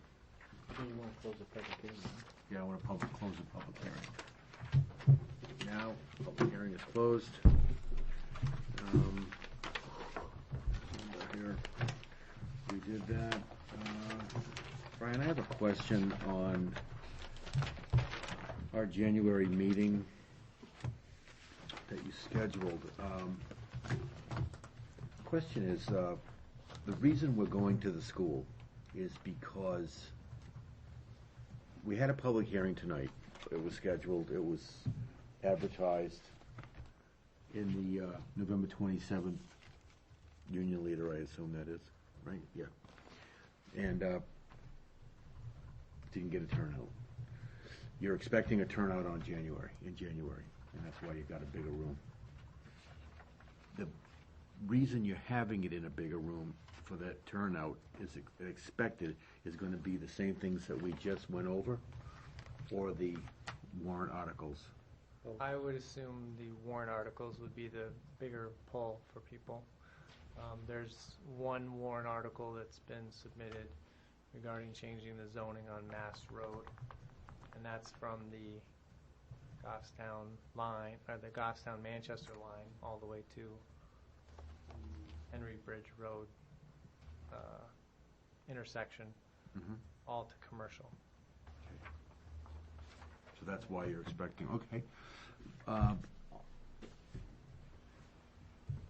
The order that this will be done then, if that's the reason you think this is going to be if this is the reason that you think it's going to be the draw, would it be better in scheduling that if this is the first things that are taken up at that meeting, that night? Rather than at the end? Probably. It's up to you. Yeah. Right. Chairman can- sets the agenda. Correct. We can put it on the agenda that way if that's what the board wants to do. I just want to just clarify I that. think it would probably be wise to do that based on the amount of people that would probably show up for the other items. The rest of Because I don't know how many others are going to show up for this other things Yeah, I that we wouldn't just want did. to, I know we just spent a good 2.5 hours on that, so. Right. I don't want to make people sit through that again if they don't want to. Right. Just so I'm clear, can we, for the record, can we please go through the articles and I'll summarize them, maybe Richard can follow as to what the changes were we made tonight. I'm sure Gail's got them. She's all over it. And my recollection is that we've decided that none of the proposed changes are substantive and that we will go forward with all of these proposed changes. But as to the first change, which is to section 663, there's simply going to be an inclusion of the identification of the zone by letter. As to the second change in regards to time limits for temporary signs, section 613, we're going to go forward with 3 occasions and delete the reference to the word unique.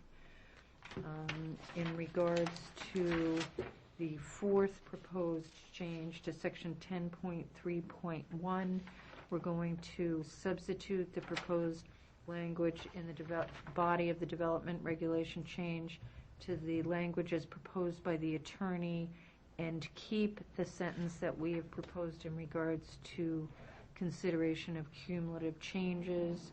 That in regards to the fifth proposed change for the S3F section of our code, in the definitions section, we're going to refer to the real property design and or used, and in regards to the chart, summarizing the parking requirements, the reference to the minimum requirements for that facility in that section will be moved to the last sentence with the typo correction in section 725, that in regard to the sixth proposed warrant change as to accessory buildings, we are deleting the provision that provides for accessory buildings not being closer than 10 feet to the principal structure.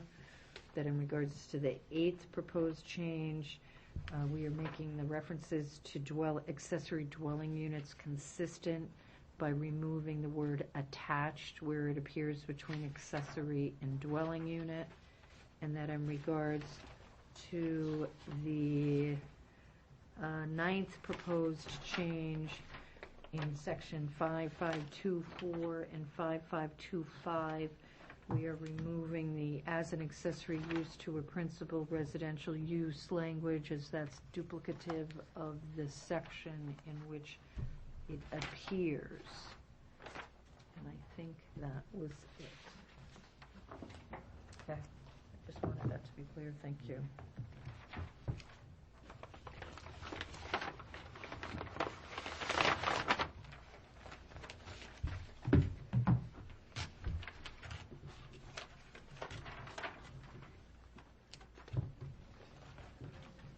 Did you say that was incorrect?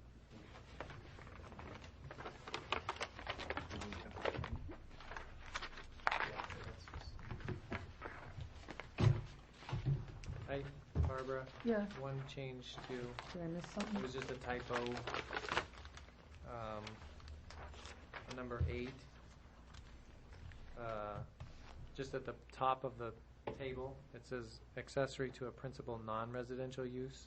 Oh, That okay, should that's say- right. That should say residential That- use. Okay, that's right. I heard you say that and I missed So it on just the take chart. out the non. Yep.